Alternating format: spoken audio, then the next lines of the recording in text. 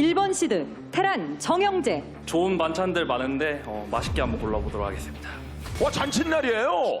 저거 제 눈독 들이고 계시죠? 김윤환 선수랑 손잡고 입장하기로 했는데 꼭 뽑아줬으면 좋겠어요. 정영재 씨가 저를 뽑으면 저는 거부권이 어차피 없어요. 같이 뭐 윈리를 하든가 깽판을 가든가 가서 대화를 나눠봐야죠. 무조건 김윤환이에요? 보이질 않네요, 한 명밖에. 계속 고민이 없었어요. 예, 확고하고 소지명식 1위 진출! 합정너였었죠. 저희 판짝에 사실 많이 당황을 하고 무서워할 줄 알았는데 고민 없이 뽑는 거 보니까 기분이 굉장히 안 좋아졌어요. 깽판으로 갈 확률이 높아요. 자, 그러면 이제 그룹 A로 저는 지금 민질범입니다. 지금 토스 데려온다고 하면 바로 뒤에서 중저음 목소리로 형 어차피 테란 데려올 거예요 이렇게 협박을 하는데 고민이 좀 많아요. 예선에서 저거 만났거든요. 굉장히 치열해가지고 지금 김태경 아니면 짭짤 고민하고 있습니다. 일단 제가 제일 존경하는 저가 윤환이 형이거든요. 김태경 선수는 김윤환 선수 어떻게 생각하시나요? 5대5 누가 이길지 모르는 상대라고 생각합니다. 어떤 그림을 그리는 게 가장 좋을지. 일단 하고 싶은 대로 하게 놔두려고요. 저희 마지막 결정은 제가 하는 거니까 그냥 편하게 했으면. 김태경이냐 박상현이냐 아이디는 짭짤인데 김윤환을 제일 존경하는 야, 박상현. 자, 따보. 이분이 어떤 선수가 예를 발걸음 보세요. 발걸음 보세요. 와, 발걸음. 야. 결승 진출했을 때보다 표정이 더 밝아요. 사실 존경까지는 아니에요. 이제 와서 재밌는 형님이시고요. 이번 초지면 성공적으로 된 것 같아서 너무 만족스러워요. 근데 마지막에 누구 있을지 잘 모르겠네요, 저는. 걸어오는 그 걸음이 다리를 걸어서 넘어뜨리고 싶은 그런 걸음걸이였기 때문에. 마지막 지명이 기다리고 있고요. 내가 바뀌든 더 강한 선수를 바꿔 상대를 바꾸게 만드는. 제가 누구를 데려오든 까다로운 적으로 바뀐다고 하더라고요. 다시 한번 생각해봤으면 좋겠어요. 제가 가도 되긴 하는데 허저점만 안 했으면 좋겠거든요, 사실. 김윤환이 있는데 김윤환도 저저전이 될 수 있잖아요. 윤환이 형은 예외예요. 아마도 저그 3명을 할 것 같아서 박상현 선수가 절 뽑아줬으면 좋겠어요. 제 입장에서는 누굴 뽑든지 진짜 상관이 없는데 그나마 한 명이 좀 간절해 보여서 변현재는 다른 쪽 갈 생각까지 하면서 큰 그림. 성공했습니다. 역시 마음을 비워야 됩니다. 아까 전보다 표정이 많이 다운됐습니다. 네. 지명은 마무리는 됐습니다. 우승자의 고란으로 그룹 A를 3적으로 만들겠다 이런. 나 뽑아. 내가 제일 만만하잖아. 이렇게 무섭죠? 자, 일종의 이제 협박을 마치 진짜 시식단처럼 맛 평가단 같은 이런 느낌으로 앉아있어요. 지금 위에서 변현재 만나기 힘들어집니다. 견제를 해야 돼요. 어려운 보내야 돼요. 완전 떨궈야 된다. 일단 토스가 3명밖에 없어서 그렇죠. 토스전을 붙이기는 싫어요, 저도. 야. 역시 우승은 괜히 하는 거 아닌 것 같아요. 그룹 B 아님 D 아닙니까? 저도 토스인데. 나 토스다. 여기 토스면 그러면 쿠프 안 붙이려는 거 굉장히 좋은 의견이었습니다. 그렇지만 이번 시즌 우승하려면 견제 때려야 돼요. 토스는 각조에 한 명씩인 게 나은 것 같아요. 3명이니까. 제가 저번 시즌에 영재 형을 그 조를 옮겨줬었거든요. 그 덕에 올라가서 우승까지 갈 수 있었는데 이조 지금 마음에 드니까 좀 안 건드려줬으면 좋겠어요. 자, 최종 우승자의 권한 변현재 떼고 김정우!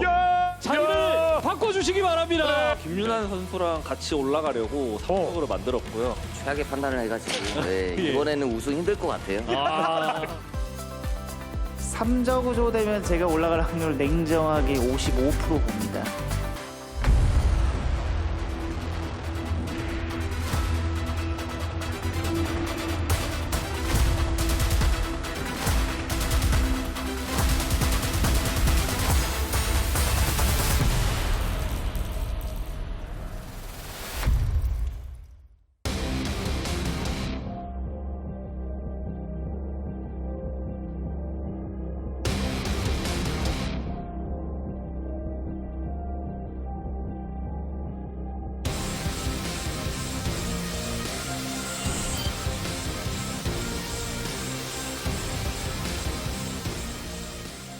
Hello everyone, welcome to the Ro.16 Group A match of ASL Sin16, proudly brought to you by S16 Ro.16. It all starts from here. The opening day of the Ro.16 is finally here.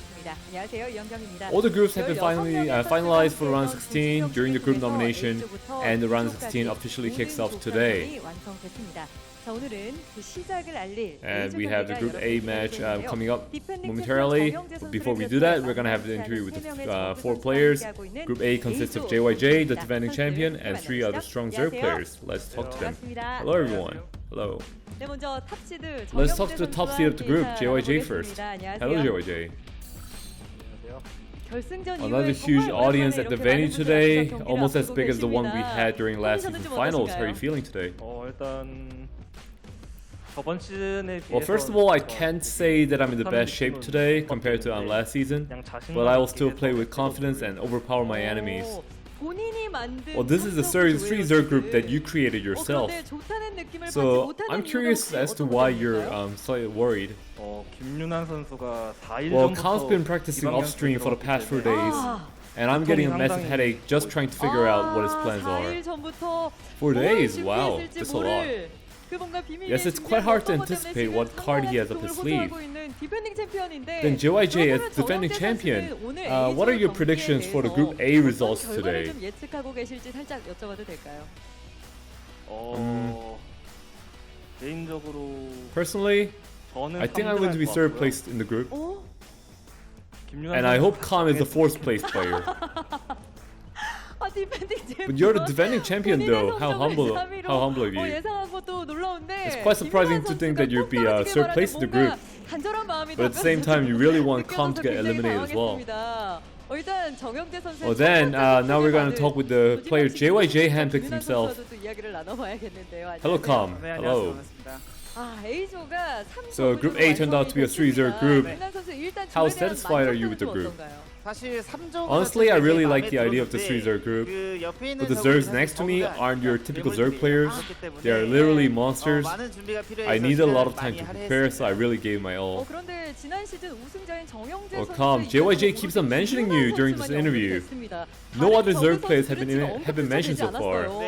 그만큼 김윤환 선수가 So it all comes down to what strategy you've come up with during the 4 days of off-stream grind. 선수뿐만 아니라 많은 분들이 지금 좀 기대하고 있거든요. So even during the group nomination, you said that you were strategizing real time while group nomination was taking place. 이 기대치에 Are you ready to fulfill everyone's expectations today? Well, all the builds that popped up in my head during the group nomination turned out to be quite bad. So everything's back to square one. 시간 많이 준비한 시간 자체가 Well, I give a lot of time, and maybe the 4 days of hardcore preparation was a deception too. So I'm not sure what he thinks of my playstyle, but I'm also curious as to how he would counter my build. 답변에서 Well, we can feel a lot of confidence coming from you today. It's like I'm all set, JYJ come at me kind of mindset right now. So another Zerg player that we're gonna talk to, it's Soma. Hello, Soma. Hello. When you were picked into Group A, you literally gallivanted towards your seat. You seemed so happy. However, things took a dark turn really quickly, and you seemed happy no more. 지난 조지명식에서의 박상현 선수입니다. 일단 Right now, how are you feeling 자리에 today? 앉아 있는 좀 기분은 어떠신가요? 그때는 이제 Well, at the time, I wasn't really thinking of who might be sitting next to me. I was just super happy that Khan was in my group. Never in my life did I expect Afre to be sitting next to me. I said this before in a separate interview, but the player I wanted to avoid the most was actually Afre. He's been playing with great momentum, and he's a tricky opponent as well. So I'm quite worried facing him today. But regardless, I prepared thoroughly. 박상현 선수가 Soma, you probably wanted to avoid the ZVZ matchup and Afre too. But in ASL, your ZVZ win rate is actually 59%, which is pretty high. Maybe somewhere deep in your heart there's some confidence for today's ZVZ match. What about it? 근데 저저전 연습을 많이 하면서 Well, as I was practicing the ZVZ matchup, I realized that my ZVZ isn't so bad. Honestly, I'm confident of winning the match. Wow, that's the confidence we want to see. Well, the last player we're gonna talk to is Afre. Hello, Afre. Hello. So Khan called you a monster. Soma said that he wants to avoid you if possible. You're definitely the Zerg player that everyone's having high hopes for. The Group A players and the fans. So how are you feeling today? 오늘 컨디션은 I'm actually 나쁘지 않은 feeling 것 good 같아요. today. 저번에 오랜만에 와서 Last time there was a bit of an issue with the settings on site, 한번 와서 그런지 but now that it's my second time 해보니까 coming here, I 괜찮더라고요. actually feel great today. 조지명식에서 변현재 선수가 In the group 자리가 nomination, you were swapped with 중간중간에서 Mini and joined A조에 Group 바뀐 A. 점에 대한 좀 만족도는 How 어떠세요? satisfied are you with your group? 사실 좀 조지명식 Well, I 재밌게 wanted 하고 to make the group 싶어서 nomination entertaining for the fans, 안타까운 so I kind of acted like I was devastated, disappointed. But honestly, groups A and B don't matter to me that much. 일단은 근데 좀 저그전이 ZZ match is quite hard for me as well. The practice has been quite difficult. 사실 김정우 선수가 진출하면서도 Effort, you said over and over again 봐달라. that you were going to 이렇게 play the season in a light-hearted 시청자분들에게, fashion. 좀 부탁 아닌 부탁을 드렸지만 사실 24강에서 But the performance you've shown in the round of 24 only makes us want to look forward to your next match. I know you're under a lot of pressure, but have you prepared well for today's match? 거라는 또 믿음도 있거든요. 그러게요. 제가 Well, in the round of 24, I did say that to my fans. 기대치를 좀 올려놓은 것 같아서 또 라이트하게 봐달라고 했는데 저 But when I 스스로도 좀 actually get into 라이트하게 my 좀 안 matches, I 되더라고요. can't help but play serious all the time. 좀 손이 I mean, I got a bit too ambitious last time, and my hands slightly hurt right now. But I'll try my best. Well, very nice. Now we have the fans' questions. It would be nice if JYJ can answer this one. 이번 A조의 3저그 선수들 중 Could you rank the Zerg players in Group A from the most difficult to easiest to play against? 질문을 올려주셨네요. Do I really have to? 일단 네. Well, apart from one player, I think the other two are quite equal. 네. 그한 명도 And I still don't know what that one player is going to do today.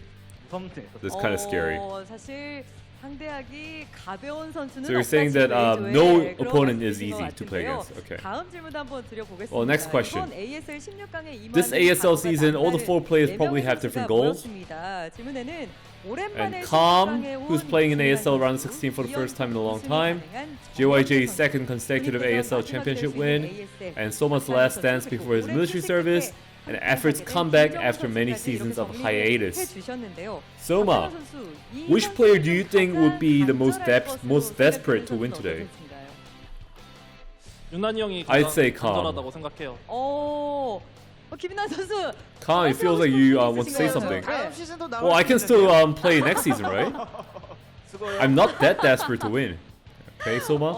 본인이 가장 간절하지는 않지만 4일 But Soma, but Calm, you did practice for 4 days, right, off stream. 그래도 이제 잠깐 That's right, I grinded really hard. I was back in my pro gamer mode.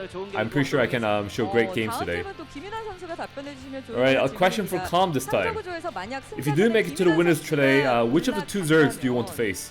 두 명의 저그 선수 중 어떤 선수와 맞붙고 싶으신지 또 질문을 주셨네요. 글쎄요. 짭제 I'd say 선수가 더 나은 Soma. 것 같은데요? 박상현 선수. 예. 이유는요? How come? 짭제 선수는 이제 군입대를 Well, 갈 he's 때 gotta go to the army 보고 soon, right? 있어가지고, 막 프로리그도 매일 So he's been doing a bunch of other stuff 막 on stream 대학 these days, 리그 막 뛰고 and he has been able to 그러더라고요. focus in 제가 ASL. 봤을 때는 So I think he 연습을 lacked a 많이 lot 하지 of 않을 것 practice. 같아요. And hence, I do want to play against Soma in the winners. Alright, Our last question is for Effort. Effort, you were swapped out of Group B. How has this affected you mentally? 제가 지금 I couldn't listen to the 못 question. 들어가지고. 김정우 선수가 비조에서 Could you say it again? 자리가 바뀌게 되셨잖아요, 조지명식에서. 네네. 이 바뀐 조가 김정우 선수에게 또 어떤 자극을 좀 주었는지 듣고 일단 싶으신가요? Well, I'm gonna have to eliminate JYJ with my own hands. 왜요? How come? Well, you know, he sent me to the other group, so I got really angry about that. So if I do play against him, I'm going to win 100% no matter what. 각자의 사연을 가지고 있는 Alright, the 네 4 명의 players 선수가 all have 한 different 자리에 goals, 모여 different A 경기를 purposes, 앞두고 있습니다. and different 끝으로 네 mindsets. 분께 각오를 Alright, 청해 last of all, 박상현 your 선수 resolutions 마지막 before 말씀 diving into the match. So you first. 16강에서 마무리. Well, I don't want to end my run here in the round 16. I'm gonna try my best today. 기대하겠습니다. JYJ? 선수 일단 좋은 경기. I'll try to show the fans great matches today. 지켜보겠습니다. Calm? 김민환 선수. 연습하면서 내가 질까? As I was practicing, you know, I gained a lot of confidence, and now, right now, I'm like, am I gonna lose to anyone? Kind of mindset right now. Effort, what about you? 편하게 라이트하게 I'll try to 하고. play the games in a light-hearted fashion. 자, A조 경기 멋진 Alright, we look 경기 forward to a 기대하면서 stellar 네, match 경기 in 속으로 Group A. 보내드리도록 하겠습니다. Thank you guys for your 인터뷰 감사합니다. interviews. 고맙습니다. 네, 극강 텐션의 어텐션 ASL Season 16 Ro.16 Group A match, proudly brought to you by Hot6 Energy Drink. Now we have the Group A matches coming up. Who will be the first survivors going to the round 8? We'll find out now.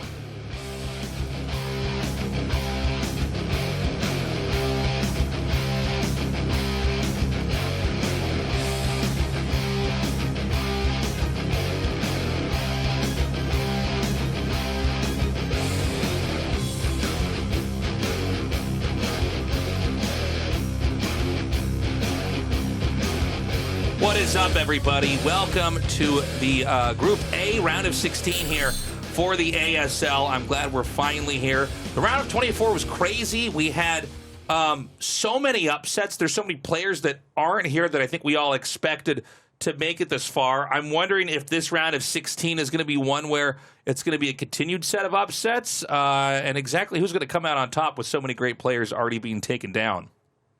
Yeah, of course, there is a little change in the format. The first 2 games are still going to be best of 1, but everything else is going to be best of 3. So it is a little bit harder to get those upsets because, you know, anyone can drop a single game of StarCraft to anyone else, basically, right?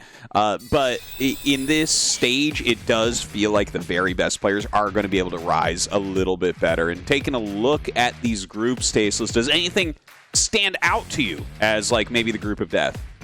I mean, for the group of death, I think Group D is really, really exciting. I think that's a tough one to call.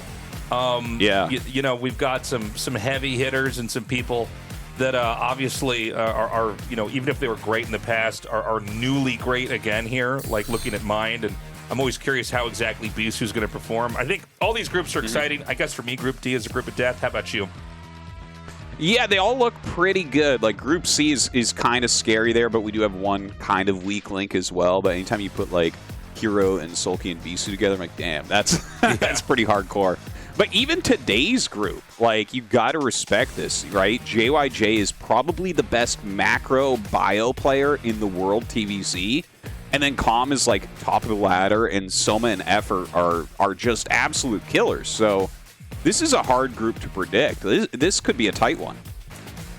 Yeah, I mean, Calm is the guy I've got my eyes on. He was among the set of players that had surprisingly good results and seemed to just jet right out of the round of 24. And I'm wondering if it could happen again today or if it was more of an accident in the universe. JYJ is looking really good here. Soma has been very strong in years past. Hasn't been that strong maybe the last season or so. But, yeah, let's see what he's got to offer here. Yeah, so JYJ, like, here's the thing about JYJ. He is, for SK Terran, like, macro-wise, he's probably the best. Like, him and Light are probably tied for first place in my mind. If I want to really refine the way that I'm playing with SK Terran, which is Marine Medic Science Vessel, I just watch JYJ games. So honestly, looking at his overall skill level and the fact that we're going into best of 3 mode, I feel like JYJ is actually the favorite of this group. You could be right about that. JYJ is somebody I've really warmed up to. I guess, you know, when you're not a Terran player like you are, Tastosis, you kind of view these guys a little bit differently. I think JYJ is supposed to take this, but it's kind of the same narrative we were following here in the round of 24, right? At least in regards to Calm. Calm wasn't supposed to be taking out any of the players that he beat, but here he is.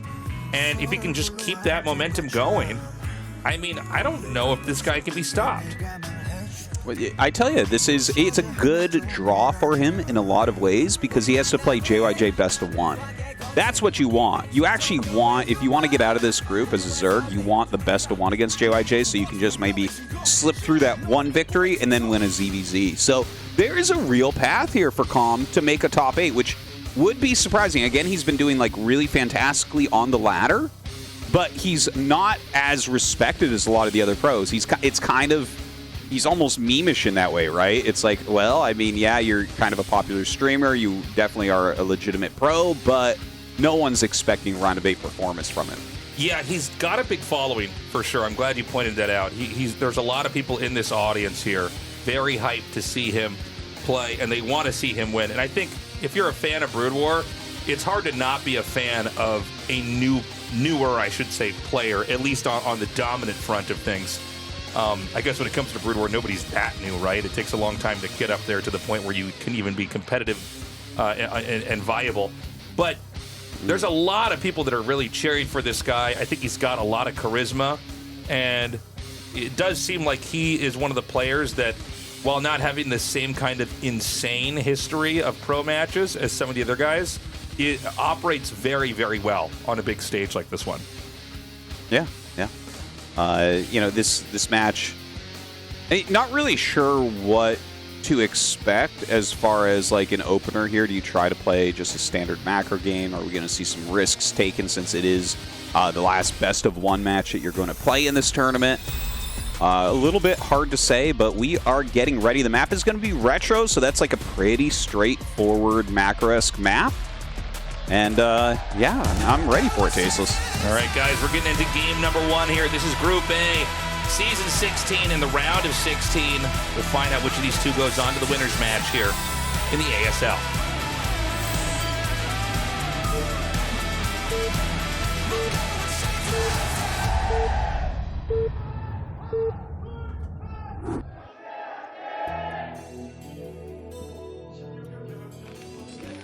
Okay, so we've got JYJ here in the top right, and in the bottom left, it's going to be Calm.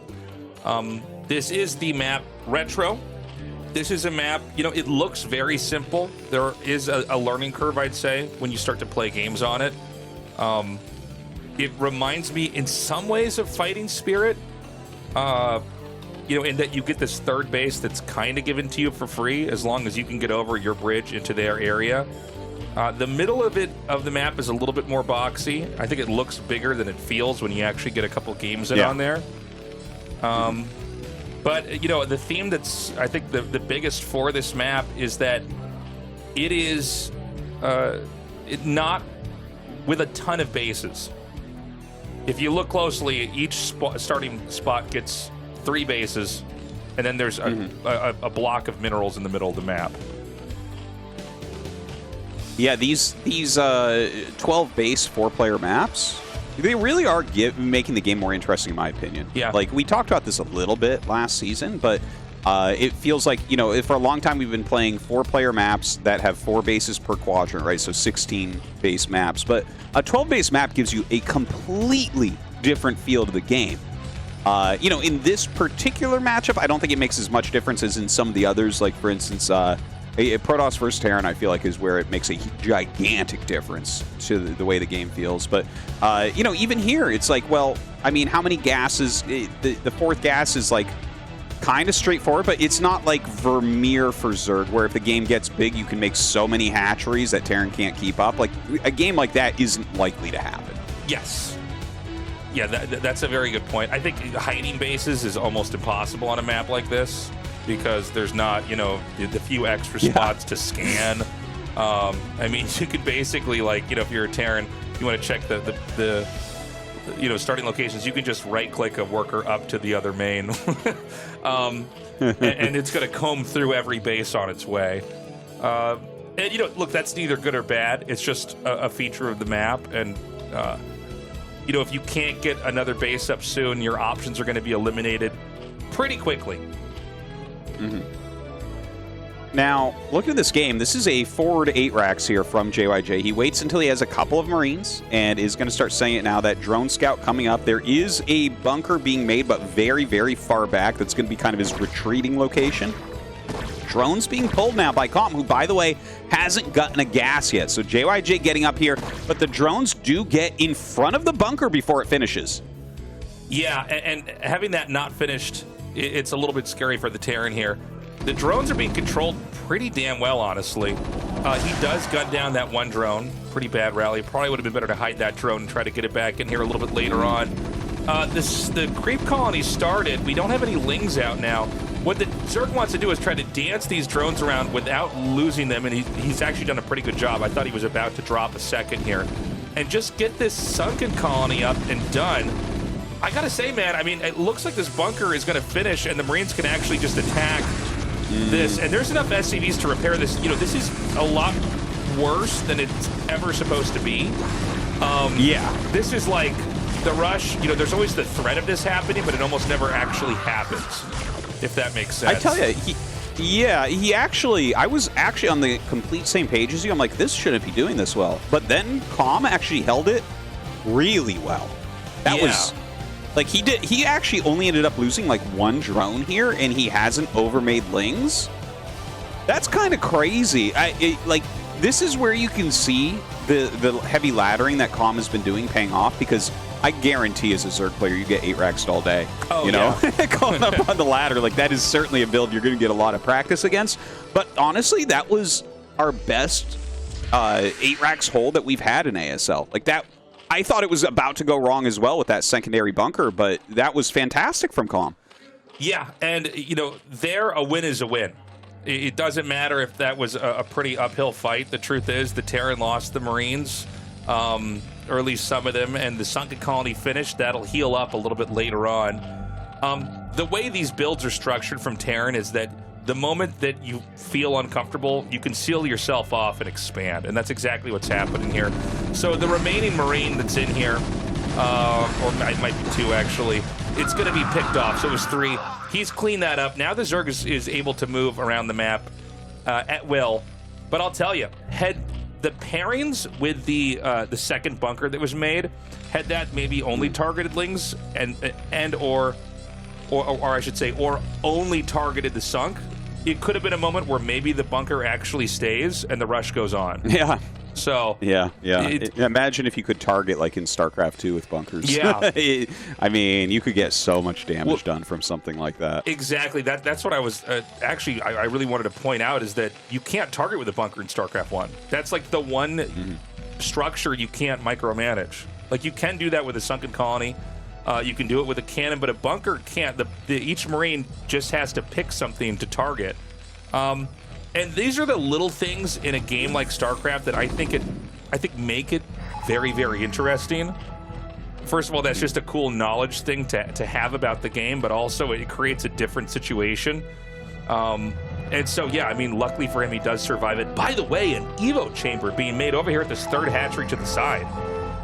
Dude, Calm has come in here really super prepared. Now, that scan shows that there are multiple locations, and I believe that was the 2nd scan. So he's not going to have any idea of what this tech is. And in fact, a Hydra's Den hidden there as well. So this is going to be a very fast +1 carapace into Ling Hydra, or a Ling Lurker off of, 3 hatch. So, like, honestly, Calm's build.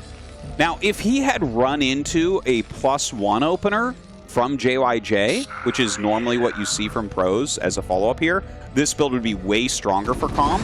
But as is, JYJ, he has the quick scans, he has quick stim, he's out on the map with a lot of map presence with this Marine Medic, so like he's going to be fine. This is like the best follow-up he could have done to catch a build like this from Calm. But Calm's build is, we don't know exactly how he wants to play it. This could be all in, this could be macro, he could go into Crazy Zerg. There's a lot of options. By the way, you can see the scan. It misses the 2 structures that would have told the story to JYJ of what kind of game this is. So this is something I hadn't really noticed. Now he sees it. I never really appreciated how massive the main base is. On Retro. I guess I've always focused more on the middle and the little bridges that lead to the 3rd bases. But yeah, there's actually a lot of places to hide tech inside that main. And so Calm, I think, already playing strategically really smart on the map and trying to take full advantage of the secrets it'll let you keep if you choose the right build, and that's exactly what we've got here. He does know what's coming now, so it's going to be a very different game than somebody who had gone into Aspire Tech and was trying to harass with mutas. In that sense, JYJ doesn't have to worry about getting beaten up back at home. At the same time, it does make the map a pretty scary place, because there could be lurkers on hold position anywhere, and one misstep could cost you your army. Yeah, you definitely have to be careful about that. Like, sometimes it's smart to just walk in really weird directions if you're afraid of that, but you still want to be on the map. This is kind of a smallish group he has out there. Oh my god, Overlord speed. Dude, we might even get a massive drop from Calm. Calm is really kind of like making his play very hard to predict. And with this many Overlords moving to that like 12-ish o'clock area, honestly, I look at this, I think he's going to do like a massive Ling Lurker drop. It does seem like Or it, right? he might be trying to make it look like that too. Yeah, that's like, true. look, he's sending these overlords. This is going to keep a lot of units off the map. He's baiting with that. That's a bait. This is not happening. There's nothing in those. I remember the first time I saw this maneuver. I can't remember who did it. I think his name was Heaton, or there's probably a couple other people that did it too. But coming in and faking out a drop to get them to run back home so that you can attack somewhere at the entrance is so smart. And here's the thing, he can still be upgrading drop right now and pick something up and throw it in there later. Yeah, look at this. Comes up, and he does have a lot of lurkers here. JYJ trying to target down. You can see that +1 carapace actually saved that lurker right there. And now he has a little bit of a containment, right? He's getting his third base up. And I saw a Queen's Nest, so I think what's happening here is he got speed, tricked JYJ into going back. Now he's going to set up a lurker contain while going up to Hive. Like, Com's plans here, this is an extremely well-planned game. Now there's 3 tanks out here. Remember that a tank doesn't need to be in siege mode to outrange a lurker. So they can just basically park out here and chip away. And so this should be able to drive this out. He's going to burrow and the tanks get a little bit stuck. But it's not gotten enough done. There's nothing that was critical that was really lost there from the Terrans. And so JYJ can now push out and begin to take more of the map. On the Zerg side of things, the Hive is on the way. The third base is done. And he's just going to continue to macro up on the Terran side. So, I mean, it's a game where I think a counterattack is still a threat, but for now it looks like Terran has a pretty decent push. He certainly does. 3 siege tanks here with a science vessel in siege mode.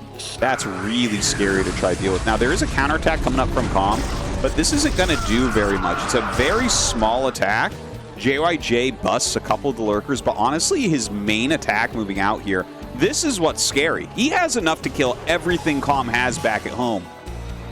Oh, he's got to keep this vessel alive. He doesn't pull it back in time. Whenever you see creep colonies coming out into the front like this, it's because they're trying to make some colonies that have to be killed in the front before they can. You can focus down the ones in the back that are really defending.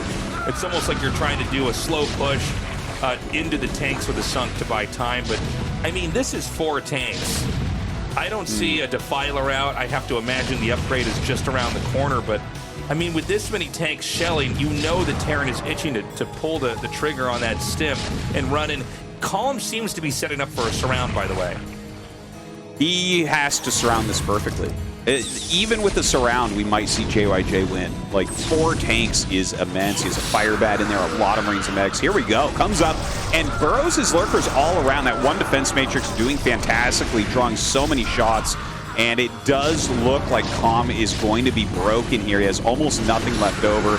The Lings come up and die. A few more lurkers as well. And almost gets the siege tanks, but he just doesn't have enough. Wow, that was a classic mid-game kill there. JYJ just overpowering Com. I think Com played a very crafty first game. I gotta say, I'm really impressed, but I'm even more impressed that JYJ just kept it together, kept his cool, pushed out, navigated the map very patiently, and then just got set up and came there and crushed through. It's why that strategy is not as common as going mutas.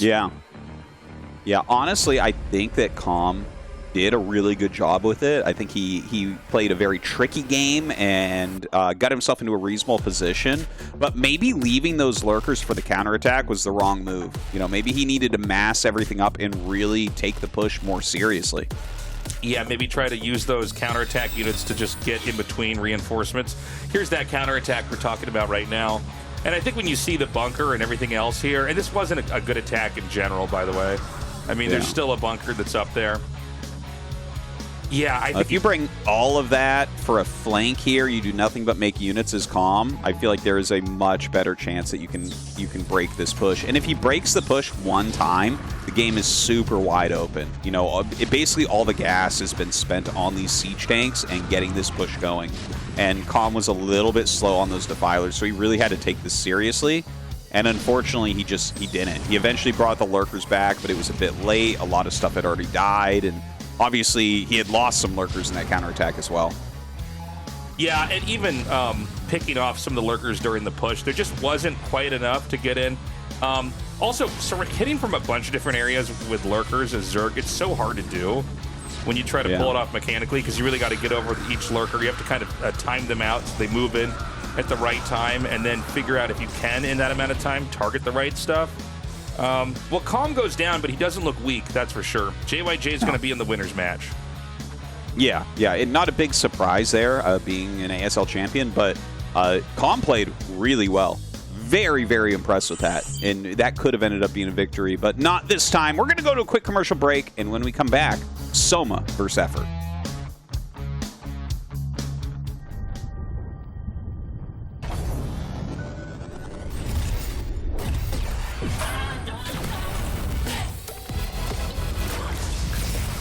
우주급 텐션, 최고의 토킹, 핫식스 토킹. 똑같은 하루에서 답답함을 빼면 더 청량해질 거야. 제로처럼.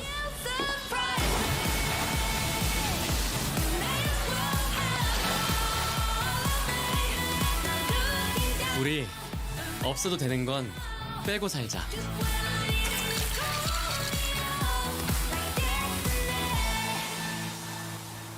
칠성사이다 제로.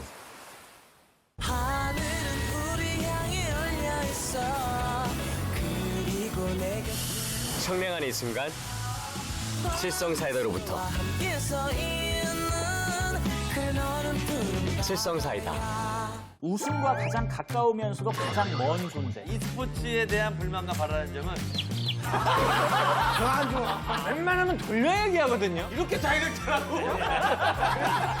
좀 넘어갔으면 좋겠다. 그러니까.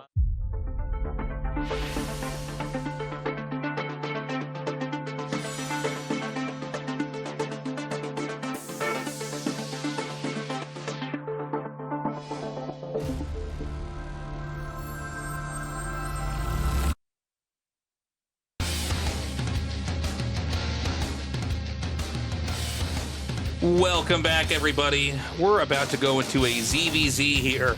And I gotta say, man, ZVZ has never been more in style, ever, than in Season 16. So fingers crossed for this one. Yeah. That ZVZ that we had between Effort and Action was my favorite ZVZ of all time. I think everyone's in agreement on that it's just like the greatest. And now I actually find myself more excited to cast ZVZ because I'm like, okay, they showed that, right? Yeah, they showed that. Can we see more of it now? You know, there's been things like that where you don't think something's possible and then someone does it, and then you're like, oh, it's possible. There's like this famous story about breaking the 4-minute mile where it took like so many years, and then as soon as someone broke a 4-minute mile, a ton of people broke it, right? Yeah. So maybe we can see that effect in ZVZ. You know, we saw it on ASL. Action and Effort show you what you can do. You can get into Lurkers and Dark Swarm and Ultralisks and stuff. Maybe we'll see some more. I would love that. That would be a lot of fun. Yeah, I mean, it was a crazy moment. It's like, oh my God, we're getting to this phase of the game we never really get to. TVT, we've gotten to battle cruisers and science vessels. Like, we've seen that, and it's a fairly common mirror matchup, super late game, but you know, PvP, you can get the late game where there's like Arbiters and Dark Archons and all sorts of crazy stuff happening. It's just not that common to have it happen because players are so sharp, they're so on top of it. So yeah, I mean, look, let's see what happens. This is a best of one. We've got JYJ waiting in that winner's match. Let's get into this.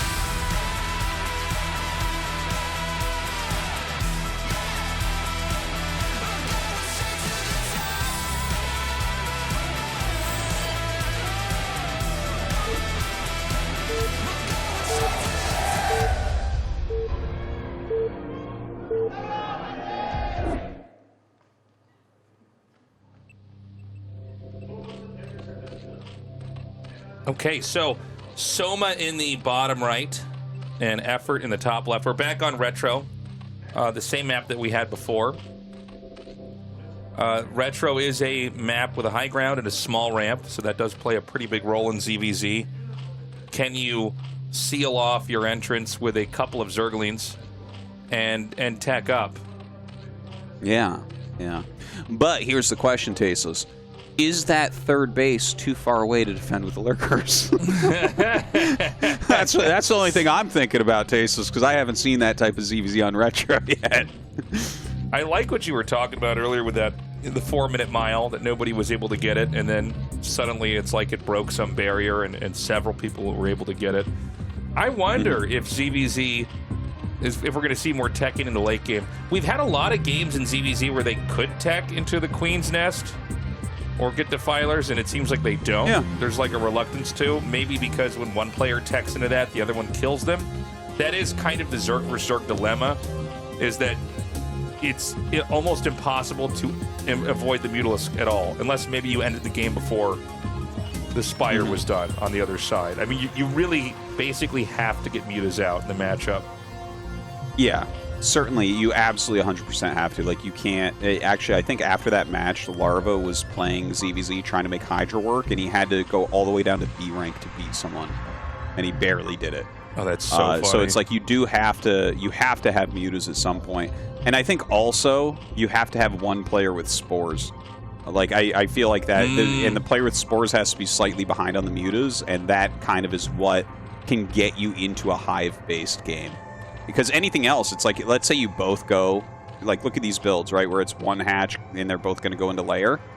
I mean, there's no defense. If your opponent stops making Mutalisks and buying other things, you can kill them. Yeah, that's a very good point. I like the analysis of one guy has to be forced into Spores and has to be behind, because I think that's what basically prompts it. We also had some cool experimental stuff, not on this map, but on Invader, where they put the hatch right at the ramp, only to get access to the extractor, which was right at the ramp.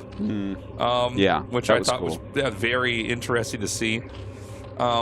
You know, there are these moments you can look at a map in ZVZ and think there's not much to cover, because the matchup can look simple, but it's oftentimes never the case. Now, Soma's going with Lings over here to the bottom left. We have Effort up here ready, and notice how he's put 2 Lings behind his expansions minerals, and then he has 4 Lings blocking his ramp. Yeah, those Lings can be utilized during a flank to really destroy. Also, it's a later layer here for Effort with that hidden second hatchery in his main base, so it feels like it's likely that we're going to see Effort really pour on Zergling production here. Soma's trying to get a good angle here, and it doesn't really work out. We do have the 2 Lings in the back for a counterattack, so right when Soma thinks he's going to snowball this, those other 2 Lings come down and join the fray. And that's going to force Soma back. Soma decides to take another stab in. And, you know, it's not a terrible trade out. He has to wait for a few more Zerglings to come up. Keep in mind, Effort is also... No, that was a really good engage. He got all 3 of the red Zerglings. I was about to say, if he could just get the right angle in there, he could do a lot of damage. The Spire's going to go down. It is still Soma with 1 hatchery. Effort going to be up to 2, and Effort's still in control of his ramp, and therefore still safe for now. You know, I think that Soma really out-microed Effort there. And then also, I think he just got wind of there being a second hatchery. When he saw the amount of Lings that came down the ramp, he immediately ran back. And from here, he should just make that kind of conga line of Zerglings, produce nothing but Zerglings, and then be able to hold on, I think. Right? Like that, this feels like Soma is really in control this game. In a way I don't normally feel like in Zerg vs. Zerg. Looks like Effort's going to try to push up a little bit more. We don't have a drone drill or anything like that coming out here from Soma. I don't think he needs one as this fight unpacks a little bit more. He is going to try to get that 1 injured red Zergling over there. It's funny with how the pathing works. So you can kind of pull things away and then send them back in this kind of yo-yo motion that we're seeing here on both sides to bait out the weaker Ling. At the end of the day, Effort, it doesn't seem like he's going to be able to actually... Well, hold on a second. He actually starts to win that fight. That's huge. This is right before a Spire's about to finish. Yeah, very close right now. More Lings still coming down. The Spire is done. We probably have 1 Mutalisk being made at the moment in that top egg. Another Zergling pops out and actually gets surrounded immediately. And it feels like Effort's additional Ling count is really starting to pay off. Yeah, the Spire is getting so low here, and the control is so good by Effort.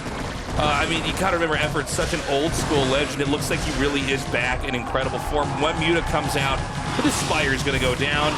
Drones are gonna be pulled over here to try to save the day, but I think even the 2 Mutas alone aren't gonna be able to do enough to actually save all of these drones. There's so much damage being spread out over here.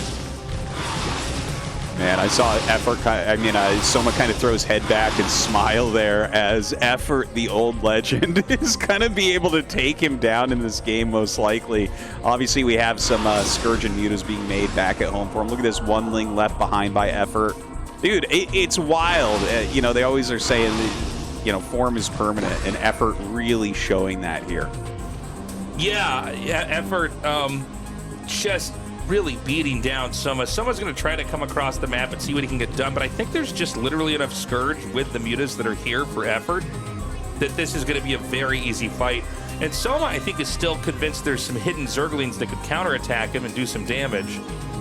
So he's going to make 4 more Zerglings. Looks like they're out now. And he's going to send them across the map, and I guess as he tries to have his Muta dogfight, maybe the Zerglings from Soma can kill off some drones here for Effort. Yeah, there's a possibility there. I kind of like that idea, right? Like, if your opponent's Mutas are trying to punish yours, the Lings have a better chance of getting in there, getting damage. But look at this split by Effort. Sends his Mutalisks with just a few Scourge to end those Lings that come up, and then sends his Scourge down to kind of make sure the Mutas stay in check. Effort's being really smart. He's really playing a patient game here. Soma's gone. Oh, never mind. He's going to back up. I was going to say, looks like he might try to go behind him. The problem for Soma is it's kind of this impossible situation where he literally can't make Mutas. Yeah. he can't get anything until his Spire's done. And we know that Effort, in this amount of time, he already has more, but he could even continue to outproduce after Soma's Spire's been remade. There's just not a lot going on right now for Soma. And so Soma, he wins a couple picks here and there. Soma's going to go for a counterattack as his Effort. So, and the burr upgrade, that's pretty impressive, dude. That is a very cool idea from Soma. I don't think I've ever seen that in a Zerg vs. Zerg. But yeah, it's like he knows he's going to get counterattacked, so may as well do that. Right now, though, Soma, I guess he has a few more Mutas up here, but that's not going to work out for him. Effort going to move on to that winner's match. Cool game with the burrow. Yeah. That does make sense. If you have to rely on a counterattack, I guess if you were ahead enough at Mutas, you could burrow all your drones, run in there, kill all their drones, and then try to win the fight and unburrow and take it. So, I mean, I don't know. I love it. Yeah, and I got to say, right, the Soma, for my money, and I think for a lot of people's money, is currently the best Zerg in the world. Yeah. But to see Effort, the old legend, come back this season, here he is in the round of 16, and then he takes down... he takes down Soma here with, mostly just Zergling micro and, good timing. It's really impressive, man. It's great to see. Wouldn't it be wild if Effort just goes and wins another ASL? That would be... I would welcome that. Well, Effort is still playing very, very well, and he's going to be going up against JYJ. Best of 3s from here on out, by the way. This is where... you get far enough in the ASL, we start to graduate you to an actual series. Look at this picture, Effort, by the way. Arms way up like that. Dude, he's making a big W for win right there. Yeah. Yeah. Well, that's what's happening right now. Dude, if he can somehow take down JYJ in a best of 3 ZVT, then he's got everything it takes to win this season. Sure. I think it's a real possibility here, too. JYJ looking very, very strong. I'm glad you pointed out earlier on Tastosis. I mean, this guy really knows how to just play that SK Terran style. That makes it really tough for Zergs to try to outmaneuver, outsmart, outplay. We're going to go to a break, guys, and then coming up next, a best of 3 here to decide who will be the first survivor of the round of 16 here in Group A. We'll be right back.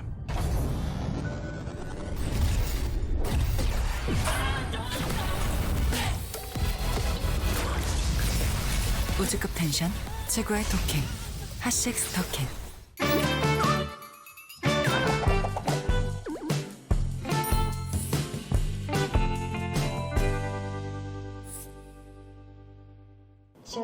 이 선수와 함께라면 무난하게 8강에 갈 수 있다. 오, 이거 상처받을 수도 있는 거라서 바로 뽑아요? 얘는 왜 또 홀딱법 게임을 하고 있어요? 이거 사실은 이게 이런 뜻도 있었구나. 근데 이미 저는 손 잡고 들어가기로 해가지고 조지명식 때 손을 잡고 들어가기로 했거든요. 이렇게는 이미 결정된 거나 마찬가지다. 아, 오케이. 사실 제일 만만한 친구는 이 친구예요. 김성대인데 또 같은 대학에 있다 보니까 마음껏 팰 수가 없는 좀 아쉬워요 사실. 미안한 마음. 네, 그렇지 그런 느낌. 얘는 그냥 1승인데 봐준다 이런 느낌이지. 이 친구는 그래도 제가 한숨 쉰 거 치고는 굉장히 빨리 내려왔어요. 그 상대하기 그나마 제일 수월한 선수인 것 같아서. 골랐어. 사신테란 해요. 제가 저번 시즌에 사장님한테 지고 나서 이제 입사가 다 꼬여가지고 떨어졌거든요. 아직도 상처로 남아있어요. 근데 김대원 선수가 본인에게 방송을 권유했다면서. 친구가 방송을 안 하는 시절에 한참 잘해서 방송을 해봐라. 잘할 수 있을 것 같다라는 얘기를 했었고. 그랬나? 근데 진짜 기억이 안 나. 너무 오래된. 김대원 선수가 얼마나 생색을 내고 갔는데 그 은혜를 다 잊었단 말이야? 일단 그랬다면 너무 고맙고요. 다시 당황했어. 영재. 다시 한번 정영재 선수에게 좀 뭔가 호소를 해보겠다.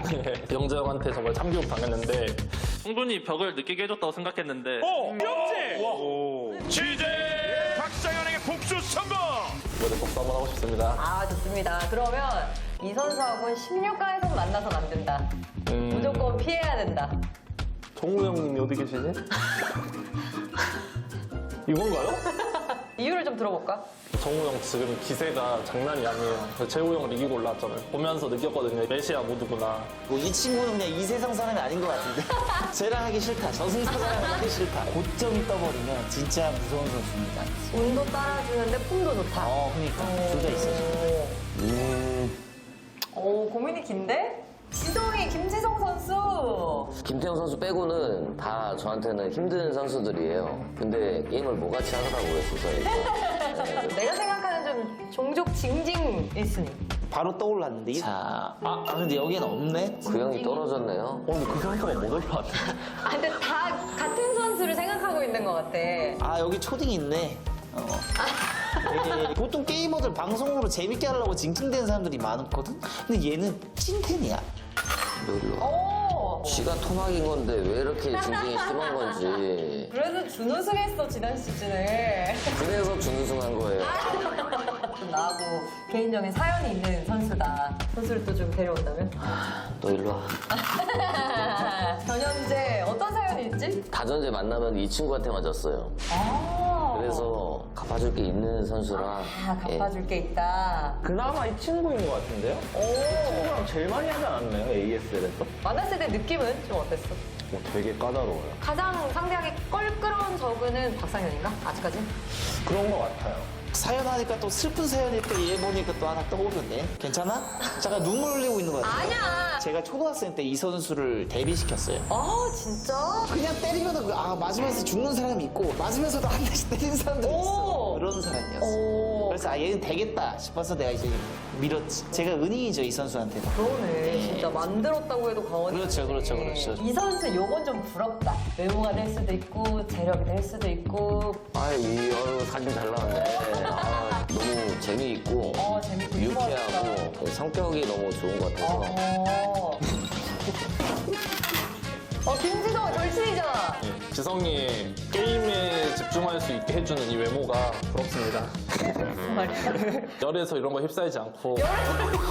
그러면 나는 게임에만 집중하기에 외모가 너무 화려하다. 아니요, 절대 아닙니다. 집중하려고 결혼을 했다. 약간 이런 말인가? 아니, 그건 절대 아닙니다. 굳이 얘기하자면 변현재의 자신감, 이 머리 스타일을 소화할 수 있을 거라고 생각하는 이 자신감. 혹시 도전해볼 의향이 있어? 이 친구를 보면서 이제 같은 팀이라서 같이 잘하는데 이 선수가 하는 걸 본 이후에 나는 절대 탈선을 하지 말아야지 다짐을 했었습니다. 반면교사로 삼았구나. 다짐을 했어요. 게임 안에서의 이미지와 게임 바깥에서의 이미지가 좀 차이가 난다. 다르다. 고르기가 어렵네요, 상당히. 별로 너 남한테 관심이 없는 스타일이지. 네, 제가 그 유명한 팀 조일장? 걔는 진짜 게임할 때는 진짜 독하게 하고 평소 이제 생활할 때나 이럴 때는 애가 순둥순둥하고 말 되게 잘 듣고 해달라는 거 다 해주고 이용하는 거 혹시 좀. 맞아. 그래서 내가 잘 이용하고 있어. 영재형 같아요, 저는. 어떤 점에서? 자기 못한다고, 자기는 게임에 자신이 없다고 이렇게 약한 코스프레를 하시는데 뭔가 알 수 없는 힘이 있어요, 영재형 게임에. 속에 있는 어떤 자신감이 저한테 그 우승으로 이끌었다. 네. 오랜만에 팬분들 앞에서 경기를 펼치는 만큼 부상 없이 좋은 모습 보여주시길 응원할게요. 재미있게 뽑아보는 곳에 그래도 할 만한 조는 무조건 나오지 않을까. 돈 한 번 했는데 쉬운 길 막 이렇게 가려고 하지 말고 저랑 한번 시원하게 좋은 승부 했으면 좋겠습니다. 후회하지 않는 경기 할 수 있도록 꼭 시드 딸 수 있도록 열심히 한번 해보도록 하겠습니다.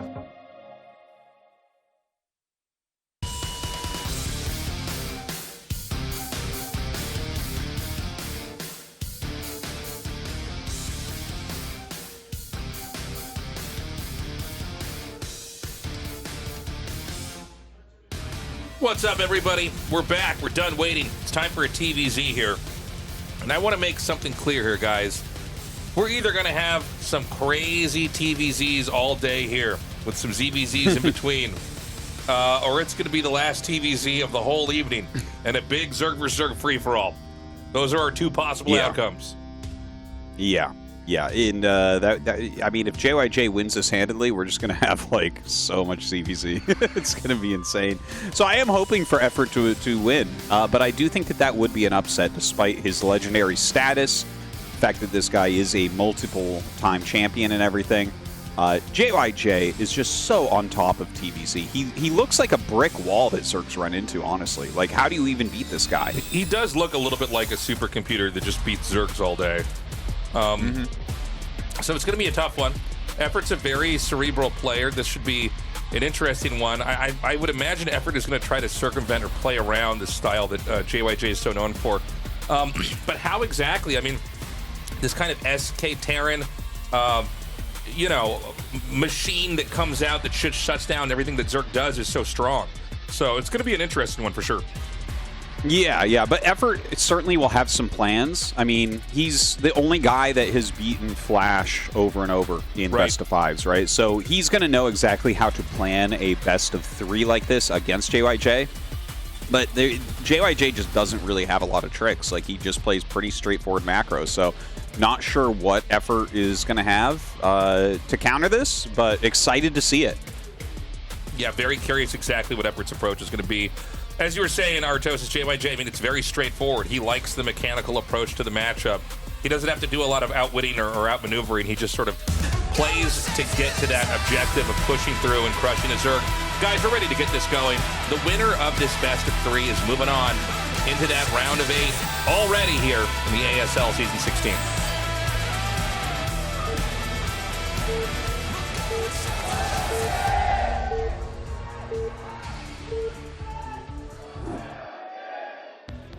Okay, so we've got JYJ here at the very top center, and in the bottom right is going to be Effort. Before we get into this series, we just want to say, guys, we really appreciate the support on Patreon. This wouldn't be possible without you. It's patreon.com/ASL English. Yeah, if you've been kind of sitting on the fence, you know, thinking, oh, maybe I'll just subscribe to that later, go ahead, check it out now. This is the perfect time. You know, right now we just started that round of 16, and you know, it's been a great tournament so far. A little bit Zerg heavy right now, but with the hopefully new ZVZ meta, we can see some very exciting games with that as well. So yeah, do check it out. Again, ASL English on Patreon. And real quick here, I know that a lot of you guys, because I tweet out when the VOD goes live because it's uploaded on the Korean side of things, I get some of you guys saying that you love the dubbing over the subtitles. Other of you are more into the subtitles instead of the dubbing. Just so you all understand, the dubbing is just a faster way to get the VOD out. And so that's why we've chosen to do that. We're trying to pick speed over maybe having the absolute cleanest translation. And I think if you guys saw the difference between the length of time it takes to fill in subtitles for each line, I think you'd get why. But that's the reason for the change, because I've had a lot of people messaging me about that. Yeah, Tastosis and I and the whole crew have spoken about this multiple times, and we continue each season basically to try to figure out ways to make this a quicker process. And by the way, a big welcome to Sam Darth Lotto to join the team. He's taken over for Nice Username. I think he's doing a great job so far. But yeah, we're going to continue to make it faster and release it as quickly as we can. So thanks everyone for that support. Yeah. So into this game, Effort has gone for an early pool here, and I do feel like we're seeing some alterations in the way that Zergs play because the barracks on 8 has been so popular. This game is not that, by the way, but it does seem like Zergs are ready to try to take that head on. Yeah, honestly, like with this drone coming up here to harass, he's going to make quite a few lings and send them up. This is one of the harder walls to defend because you have that kind of wide side, and then you have the thin little hole on the left of the barracks. But then also your Marines pop out on the outside. So this is actually going to be a little bit tricky. Effort, I think, has potential here to get some reasonable damage. Probably not... Oh, that was a nice pickoff.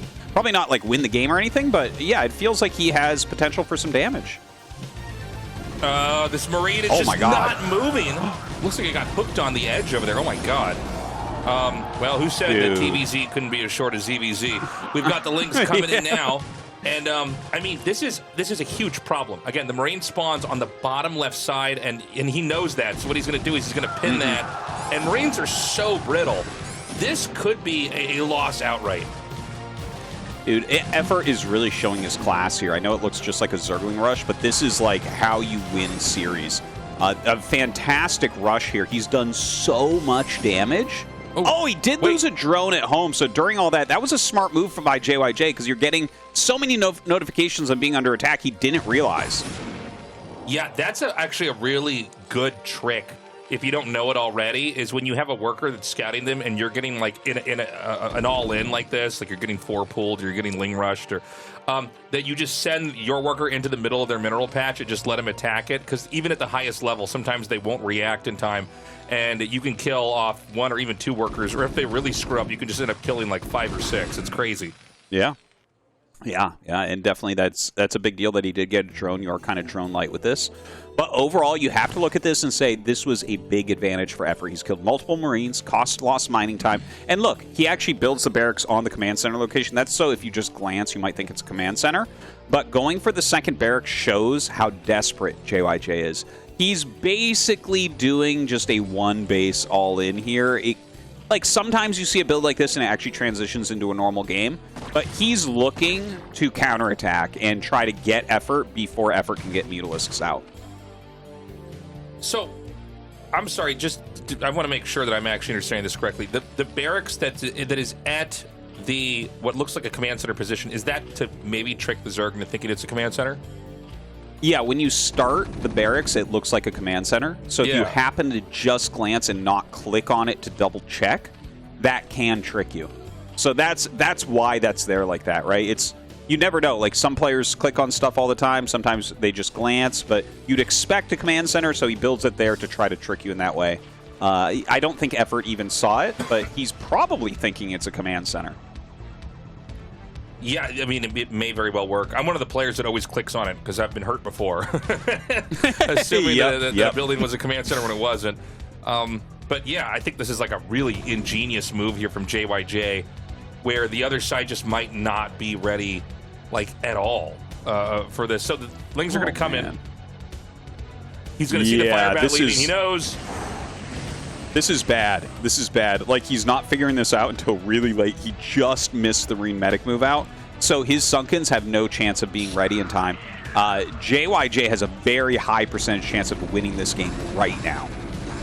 Okay, he's not targeting the sunk in the bag. Instead, he's going to shift click down drones, and man, is that ever working. It looks like he's going to get almost every single worker here. And I think there's just enough sustain with 2 medics that you actually can't really stop this. Even the fire bat behind the sunken colony kind of makes this a bit too much of a headache. Seems like the damage was kind of distributed a little bit poorly here.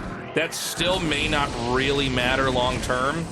Oh, man. Ooh, he actually ends up killing everything. He definitely, but this is bad. He lost so many drones. JYJ just GG's straight out. I actually didn't expect that with the amount of drones he killed. I was like, you know what? Maybe if he remakes like 6 Marines, he could do it. What? But he gives up. Oh my god, that's weird. Yeah. Kind of a wild ride there at the end. I honestly, I did think he was going to keep playing and just wait until Mewtwo's come out. When Mewtwo's come out, you're like, okay. But if it's just Lings, your Marine Medic can kind of just out-micro that. Either way, I got to point out, this is actually what like old-school Championship Zerg looks like. It's not just these big macro games where you get defilers and get the upgrades and everything like that. This is actually why Effort is the only player in the world that has a winning record against Flash in best of fives, is because he will do decisive builds like this and get those victories. And in fact, this is exactly at Gamers 8 what Fantasy was talking about, where he was surprised Jaedong was playing the more conservative route of Zerg, because that type of style is what Jaedong used to play and what Effort still is playing. Interesting. Well, Effort takes the win. It was a nail biter. We didn't know until the last second who won, and then we were, at least some of us, myself included, were confused by it. Yeah, I don't know the nuance of that part of TVZ as well. But we're going to go into game 2. Let's see, can Effort take one more and escape on to the next round of the ASL, or is it going to be tied up 1-1 as JYJ comes back?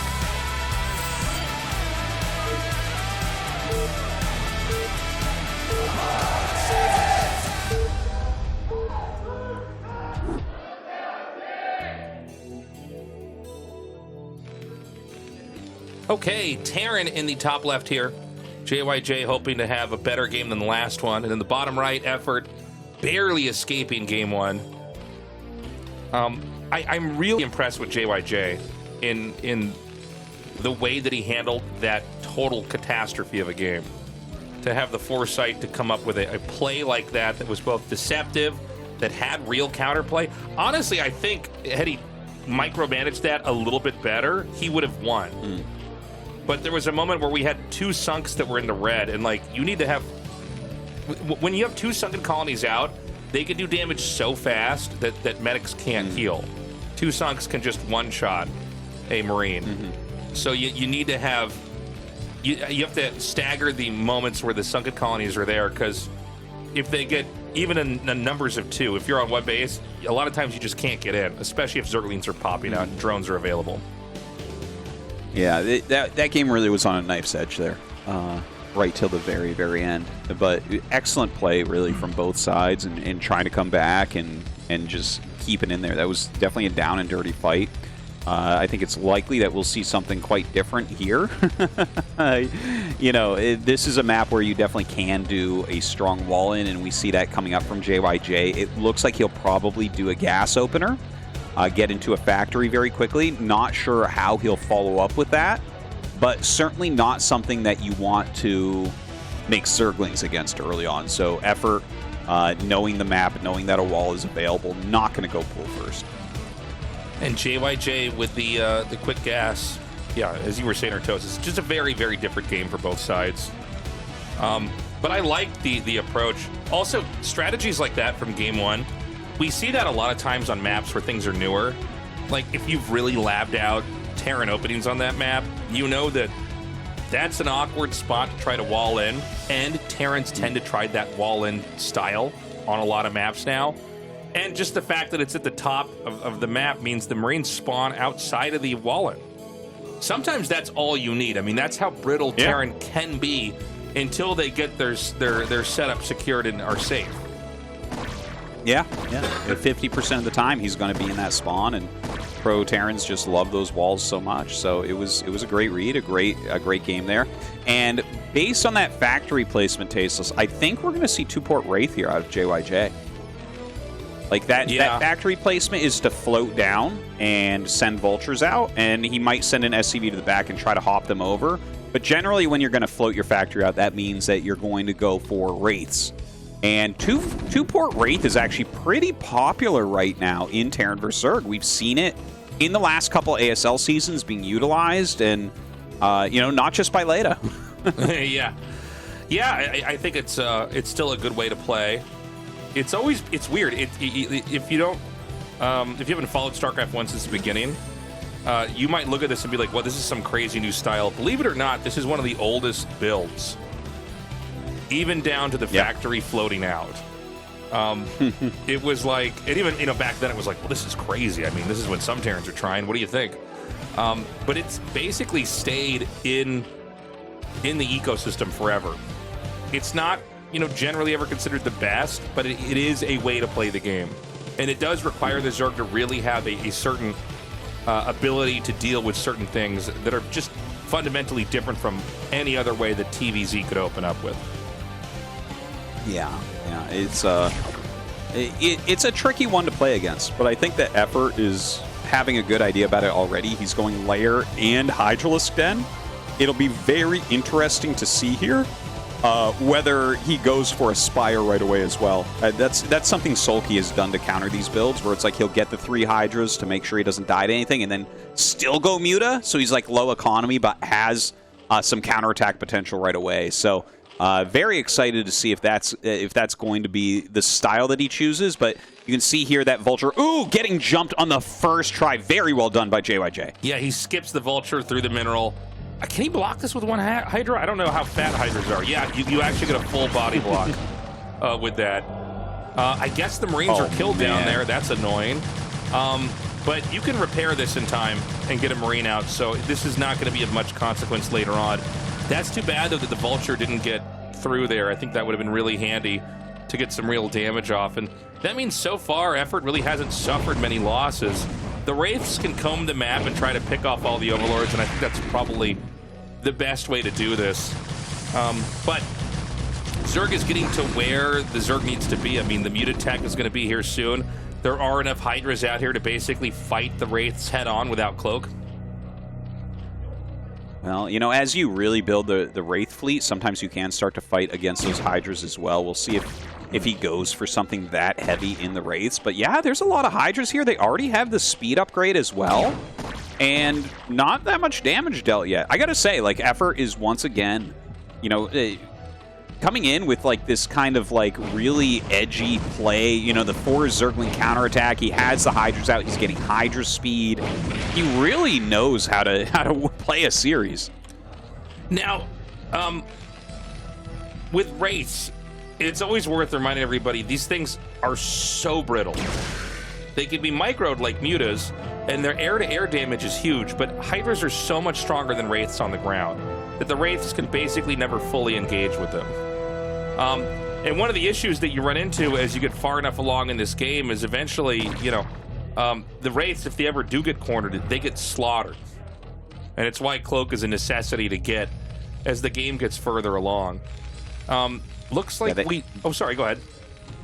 I was going to say, they need to be microed like so heavily to do anything against Hydras, and like, yeah, you can see how he's adding on the second barracks. He's like, yeah, I don't want to play like this. I don't want to try to beat Hydras with Wraiths. So he will get up into that bio play, but honestly, he hasn't done very much with the Wraiths. Doesn't it feel like Effort's in a bit of a better spot? Yeah, it really does, man. It feels like he's very, I don't know, he's just safe. Zerg is never developing as fast as they want when they're dealing with this, but Zerg's still on 2 base. You can even see as they cloak. All right, he comes in, he snipes 1. He's got that number, which is 6, where you can start to 2-shot Hydras. Yeah, going after the Overlords here as well. And you can see, yeah, with the heavy micro, he's actually doing okay, right? He kills an Overlord and 3 Hydras, loses 1 Wraith. It's an okay-ish trade. But Effort's macroing very well. He's got a Spore at the natural. Ooh, this is a little bit painful. He is losing several drones here. It's so funny when you see Terrans micro like it's Mutas. Like they have that same micro skill set where it's like, damn, you play a lot of StarCraft, man. You're a Terran pro gamer that can Muta micro. That's insane. And JYJ back at home, setting up for a 1-base all-in. So sometimes with this build, you actually do take an expansion and go into a macro game. In this particular game, he is going for 3 barracks. He's getting an add-on for his factory. So he is just going to be going for a bio-tank push, and that is that. The Wraiths should keep Effort pretty busy and try to kind of keep tabs, like, are you going Lurkers, are you going Mutas? But he's really planning on just winning this on 1 base. Yeah, and the Wraiths are going to come in now from this bottom angle here and just... Oh, that's so smart. Yeah, you can just morph the damaged Hydras into Lurker Eggs before they're actually able to be picked off. Remember, you know, Wraiths, yeah, they can repair, but it's kind of annoying. You got to go all the way back home and actually heal them up. And so any damage that happens on them when they're out on the map is basically permanent. And so even these little Lurker Egg morphs, it's really clever because it's just hard to ever... get any value out of whatever you're doing. Yeah, he's doing way less than we normally see a Terran of this level do with this type of build. Effort has done a great job of kind of parrying everything. Notice that there are some Lurkers already out on the map. I think he's going to try some hold position play. He knows that his opponent is going to have a maximum of 4 scans. Like, you can't do all this and get stim and range and siege mode and this many Wraiths and cloak and a vessel. Right? So there's 1 scan. You got to be careful about this. I feel like he might end up losing this to just not having any scans left. I feel like you're probably right. The Hydras are going to come up here now. You can fight Marine Tank with Hydra Lurker. You know, this has been a more popular comp in the last couple of years. Pretty nice snipes on the drones. I really am glad that you highlighted the fact that you just don't have a lot of scans to work with. So it's like every scan has to get the exact amount of value that you want it to get. You can even see in that moment JYJ says, nope, you're not going to commit yet. I'm going to back up now. Dude, the tanks are just going to get targeted. Oh, that's a big deal that he loses a tank. You really need more than 1 siege tank here.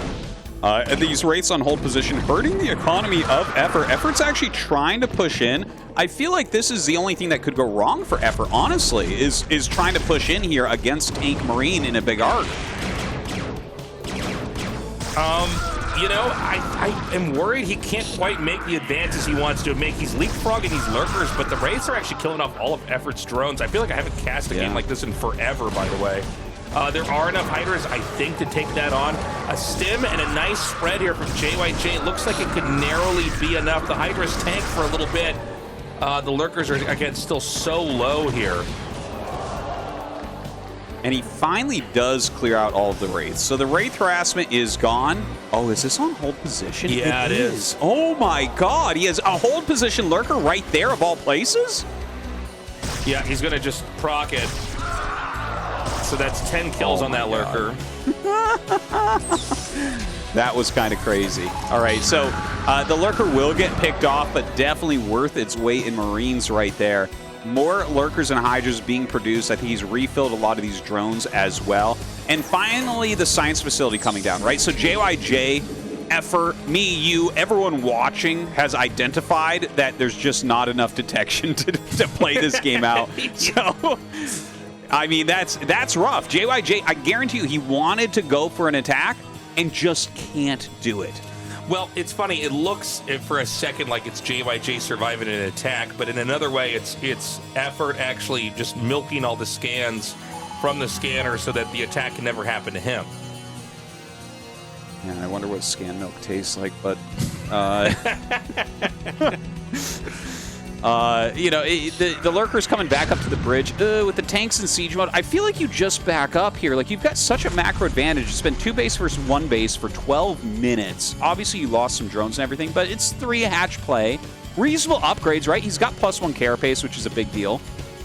And, but I don't know. What do you think? If Effort just sits back in macros and kind of waits in the center of the map, is that going to be enough to overrun a composition that should counter what he has?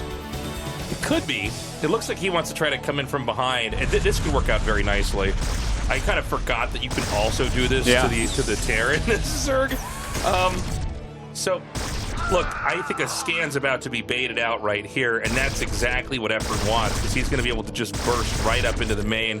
And keep in mind, you can get Lurkers on their ramp and get on top of their production, and it's going to be a disaster, man. Yeah, this is going to turn very bad very quickly Stasis cell prison, that's what this thing's called?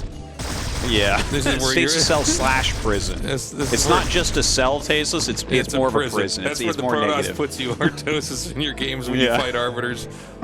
Yeah. Okay, so he's going to run up. Can we get anything to block the ramp? How fast is JYJ going to react here? man, even still has that bunker there as well, plus the siege tank. Actually, this does not work out for Effort like I thought it would. But again, where's the scans? You just don't have a lot of them. So gonna get a little bit of harassment done there. But this does open up a push opportunity for JYJ. It looks like he is coming across the bridges now. He knows a huge chunk of Effort's army is way out of position. And, well, Effort comes in, gets a good row of spines there. Going to go ahead, re-burrow, looking for those kills on the Marines and medics. Does he actually have enough here? He takes out the vessel. We're back to just relying on scans. One more comes down here. I don't think there's enough. I think, yeah, the hiders and lurkers can come in here from behind, and I don't know, man. I'm starting to really, yeah, there it is. Before I can even finish that thought, Effort 2-0's JYJ. And, you know, guys, if you've been following since Remastered, you might not truly realize the historical figure that Effort was. He was basically the guy right behind J-Dog. And he's looking to be in really good form. And he's coming in with really good builds that show that he's able to kind of not just play like a, you know, air quotes, like a proper man, you know, a macro game or anything like that. He's playing to win. And he is taking on JYJ in these very different games. Very exciting stuff, dude. Effort. Big V there with his arms in the air for victory. Yeah. I think Effort's going to win this season, Tasteless. I'm so unbelievably impressed. He just beat the best TVZer in the world. There's a lot of Zergs in here. We know about his Zerg vs. Zerg. It's the second most legendary, really, that we've had. Yeah. Like, every move he's making, like, he's absolutely playing to win. This guy is an old OSL champion. He won the Advanced StarLeague over Bisu, which was the precursor to ASL. He won ASL over Flash. Like, I mean, he's in form. He knows what he's doing. He's outplaying, outthinking, outmicroing. It's beautiful. You know, it's so funny. I thought when this push was coming in that was going to be it. That Terran was going to be able to basically set up shop out here, but you know, Effort, he's somebody who doesn't run up to a situation and not manage to find another way to come out on top. And even here with this push, it wasn't clear if he was going to take it. Somewhere along the lines, the science vessel got shot down, and then there was just enough left up here in the north to take out the rest of the attack. Yeah, that flank was so timely there. Even though that got way out of position, Effort still had enough and went ahead, blocked everything JYJ did. Amazing play from the legendary Zerg player. I think we're going to go to a quick interview here and see what he's thinking about taking down the ASL champion JYJ. Hello everyone, you're currently watching the Round 16 Group A match of ASL 16. We have the first winner of Group A. It is going to be Effort heading into the round of 8. Congratulations, thank you. Wow, you finally make it back to the round of 8 after Season 7. What an amazing achievement today. An immaculate performance from you, Effort. A sincere congratulations. How are you feeling today? Yes, it's a long time coming. I cannot believe that I'm feeling these emotions again. In the interview, you said that you wanted to eliminate JYJ no matter what, as like a half-serious joke. But you did defeat him 2-0 in the winners match. You did take a long break, but you're definitely a very strong Zerg player, and your DVT looks fantastic as always. So we're confident in the matchup. Well, rather than confidence, as I was practicing, you know, I thought this was quite doable if I do have to go against JYJ. And the map order was not what I had hoped for, but even so, all the games went good for me today. You infiltrated the side of the 12 o'clock position to gain a lead. And then you surrounded the Terran army that was coming in to your base. So I want to hear your thoughts on this strategy. Well, I think I kind of underestimated my opponent. I had a huge lead, but then things started working out well again for me.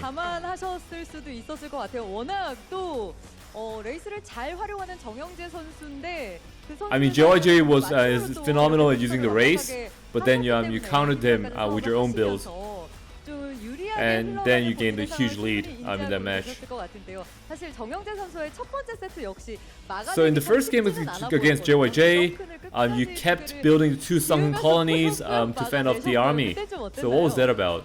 사실 이제 제가 초반에 이득을 많이 Well, in the early game, I had a lot of lead, and then the sunken colony was just like my last resort build. 좀 잡아가지고 별로 없을 줄 알았는데. And his Terran army was bigger than I had expected, and then I was kind of taken aback, but I still used the sunken colonies to fend them off. I mean, your Zergling micro was fantastic today. And in the ZVZ, it was very aggressive Zerglings that got you the win.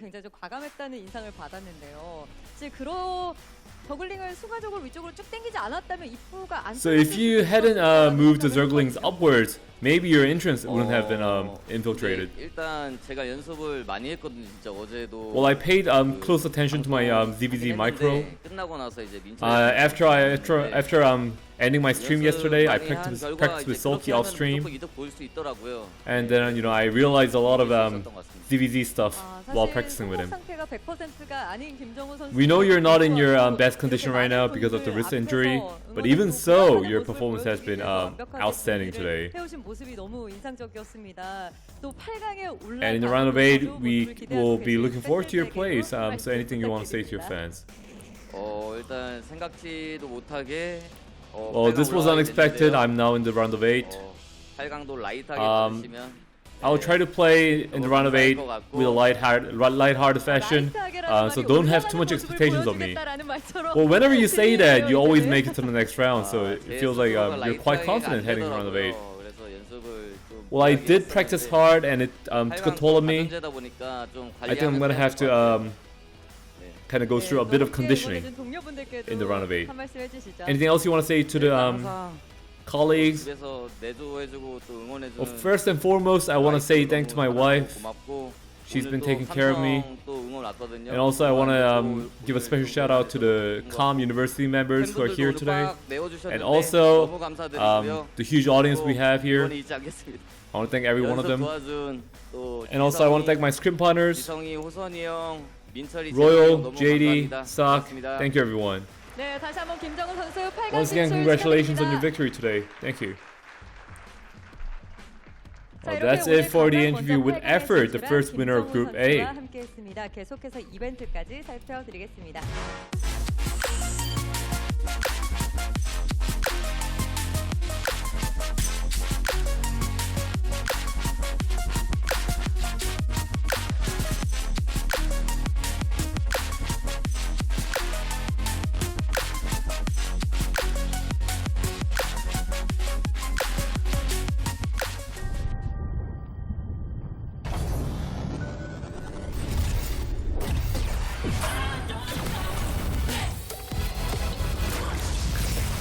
우주급 텐션, 최고의 토킹, 핫식스 토킹.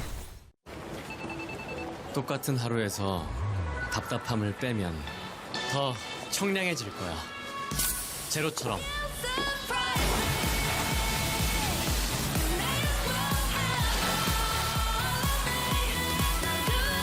우리 없어도 되는 건 빼고 살자.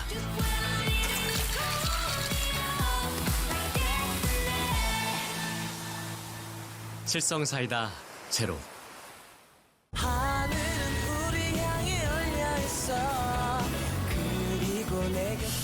청량한 이 순간 칠성 사이다로부터. 칠성 사이다. 우승과 가장 가까우면서도 가장 먼 존재. 이 스포츠에 대한 불만과 바라는 점은 저안 좋아. 웬만하면 돌려 얘기하거든요. 이렇게 다이렉트라고. 좀 넘어갔으면 좋겠다. 그러니까.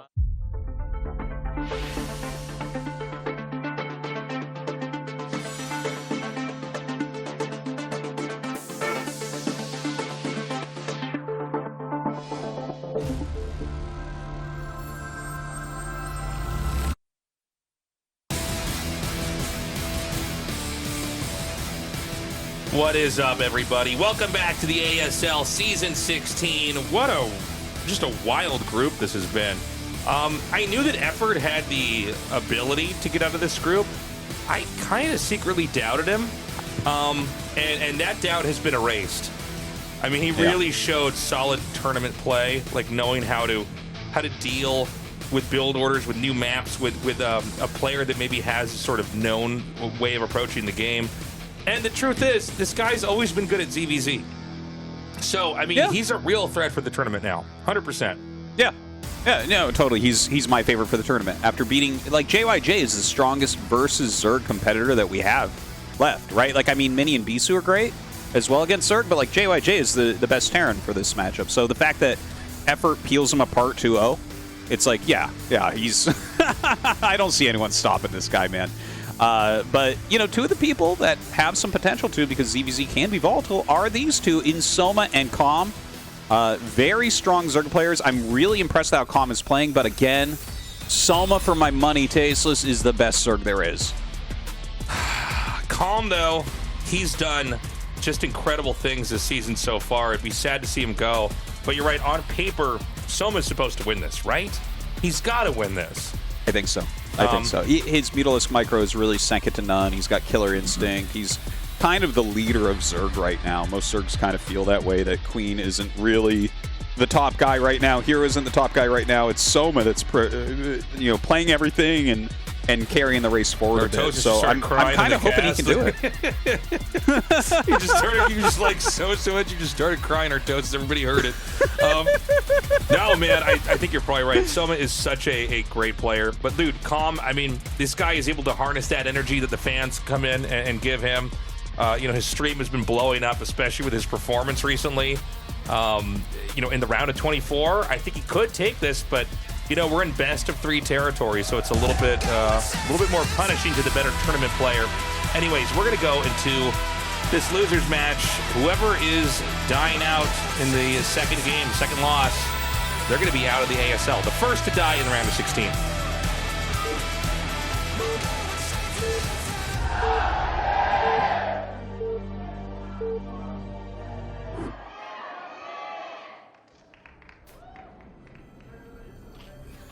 Okay, Soma in the top, Calm in the bottom, both holding the left side of the map, like we always do with Zerg scouting.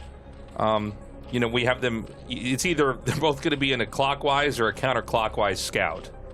And so on a 4-player map like this, it's going to be Soma arriving at the natural entrance. And that's a little bit of extra intel, which actually can go quite a big way in ZVZ because there's not that many buildings you need to get. So just having a little bit of a head start and realizing the options they have and that they don't have. And then for them, on the other side, it's ambiguous. They have to play a bit of a guessing game. That's going to be good for Soma. Yeah, certainly better as far as that scout pattern goes. One thing also to mention is like flight paths of mutas. In that regard, I would say Calm has a slightly better spawn, as mutas from Soma's base have to fly over the natural to get to the main or go well around, right? So there's always that we might see some differences in. But right now, Soma getting that 9 pool, what is Calm going to open with? Is he going to get a hatchery first here? Let's see. It's going to be pool paired with extractor. And, whenever you see that Overlord hatch and all the drones make, and it passes the number 200, that usually means it's going to be a hatchery. And this is one of the... It actually turned into a pool. Okay. I stand corrected. Okay. I was actually pretty confident. I was like, man, I'm pretty slick as a caster, huh? Yeah, you are. Well, the truth is, this is a much better build order pairing to start things off here for Calm then, because he's not going to die to speedlings. I was worried that there was going to be a hatchery thrown down. And whenever you both go pool gas, but one guy makes 2 or 3 more drones and then makes his own pool gas, that player is ahead. Yeah. Yeah, like you might be able to get speed quicker or your layer quicker, something like that. He chooses speed in this case. But, Calm is just going to have a better economy. And in fact, he's getting a second hatchery over at his ramp. So not only is Soma getting Zergling speed and not going to be able to really capitalize upon that because it's not a hatchery first, Calm is also going to have just straight up more production. So certainly you look at this and it looks better for Calm right now, despite the fact that Soma's gotten a very quick scout off. 2 drones are going to stay inside the gas. So Soma starts his lair. We've got the 6 lings inbound here. 4 hatch, and I have to imagine there's another pair of lings in there, so that's going to be 6. So Calm should be able to exactly block this. Yeah. And one thing to mention, Calm went for lair before his Zergling speed. So his lair is not really going to be very far behind here. And of course, he can always follow up with Zergling speed. In fact, he does. He just spent that 100 gas. So we're going to see Zergling speed, but a bit later, and then more larva, but also similarly timed spires, right? So it does feel pretty good for Calm. But I just saw someone moving a drone. Oh, I thought he was going to expand, but I guess not. Yeah, Soma just going to hard lock into tech. He does squeeze out 1 extra drone. He is going to expand Tastosis. So, oh, okay. Yeah, I think this is fine. I guess, you know, if you wall in at the bottom of the ramp, like right now, Calm can't leave. I guess this is a completely rational thing to do to expand. But his drone is going to 12? Wait, what? Not expected. Not expected, but it looks like that is where he wants to take his expansion. ZVZ is getting wild, dude. We're having a lot of really interesting build order picks. Well, hold on, it's not. What? What is it? What is this drone doing? What are we seeing? What was he scouting for? Like, he knows there's no lings that came out of the base. His Overlord was in there. It's like the drone was like a Dude, little kid. I don't know. Said, like, I'm gonna run away from home, but he didn't really run away. He like hid behind a tree behind the house. Yeah. Put some snacks into his backpack and some toys that he You're never gonna see me again. I'm leaving, and just like sat in the backyard. What is the deal with the drone, I wonder? Was it looking... I really don't know. It's gone back and forth a couple times now. Drone drill here. So it does the drone drill with double drones. It looks like Soma's going to try to pick those off. He does get rid of one of them. The other one gets sent back, and Soma's Concave still doing its job here against Calm. Calm will end up breaking through, has a lot of lings going up, but already a sunken on the way here for Soma, learning from his game against Effort. Where did that drone go? Is it just back to Mighty Minerals? Dude, he's just patrolling around, man. He's going to go check, like, 3 o'clock pretty soon with it. I wonder, I guess there's something that might prompt him to make a hatchery there, but he evaluated that the situation that was the wrong move. That has to be what that is. One drone goes down. I mean, as long as he's not losing drones, he's not losing the game, but the drone kill count is starting to really stack up here. Oh, he gets a 3rd. So what does that put the drone count at? Yeah, definitely more drones for Calm. Calm definitely with a much, much better economy. Some drones being pulled out. What? Oh, long-distance mining on the gas. Look at this. Like, Zerg vs. Zerg is evolving right now, man. This was not stuff we used to see, but now he's long-distance mining with 4 drones on this gas, so he will be able to produce more. It's not like a full second geyser at this point, but it's pretty close. I feel like Zerg vs. Zerg, it just started puberty later. Yeah. And now it's a Giga Chad matchup. Now it seems that way. Like this type of stuff that we're seeing. What am I? This is so wild. I don't think I've ever seen a long distance mining. I mean, how many? What is that? 7 drones mining? Yeah, we're up to. I believe you're right. I believe it's 7 drones, which looks to be what you need, and this is 100% mining efficiency. I think. I'd have to watch it for another moment here as the drones desync a little bit, but like he's very close to having a solid 2 gas here. And honestly, you don't need many minerals. What we're gonna see is just Scourge being made, nothing else. Yeah, well, you know what's funny? He just hit an Overlord.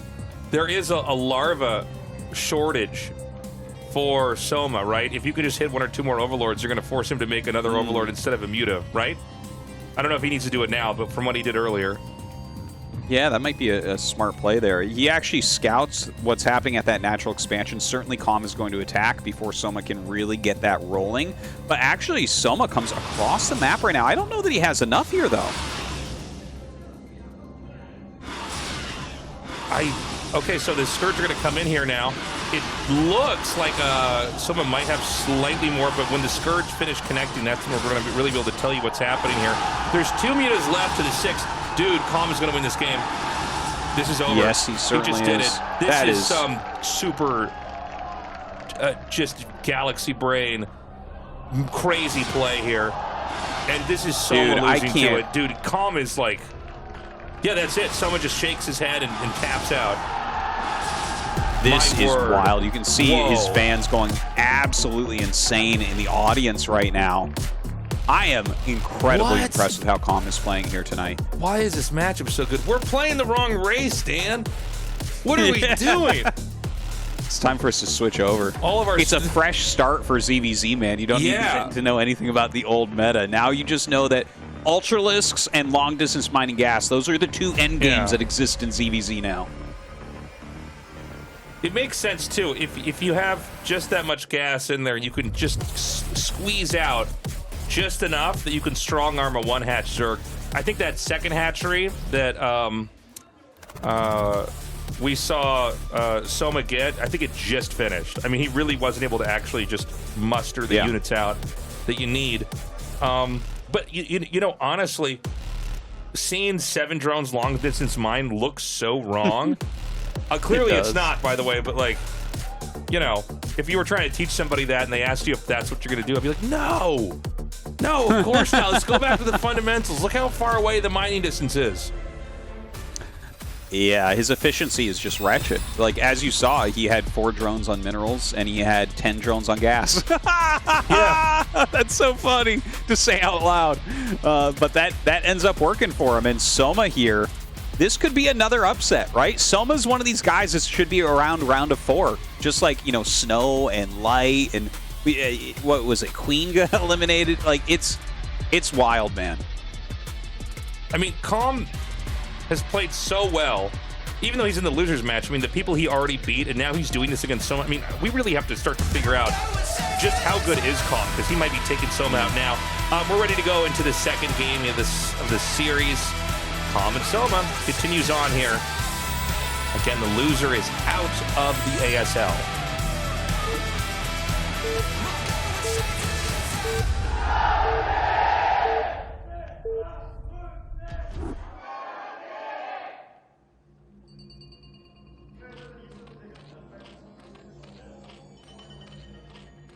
So it's Soma up here at the top, Calm in the bottom right.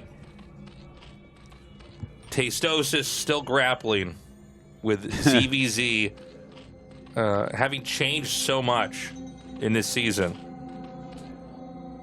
Way better ZVZs than we've been used to. Just some really big brain stuff going on. All this long distance gas mining, you know, we saw that in the previous round. Now we've seen it even longer distance. I mean, you watch. Eventually, we're going to see, like, Calm is not only going to long-distance mine the gas at his natural here, he's going to long-distance mine at his third as well. It's going to be 5 drones on minerals and 22 drones on gas. It does explain a little bit more of the hatchery at the entrance play. And, you know, what's funny is, like, we did see this on, I think it was Invader, but the gas geyser is so close to the ramp that it sort of, it seemed like it was a funny one-off. To see it, you know, at an extractor where you need to have 7 and you're still not at optimal mining, I think you probably wanted 8. That's crazy to me. Yeah.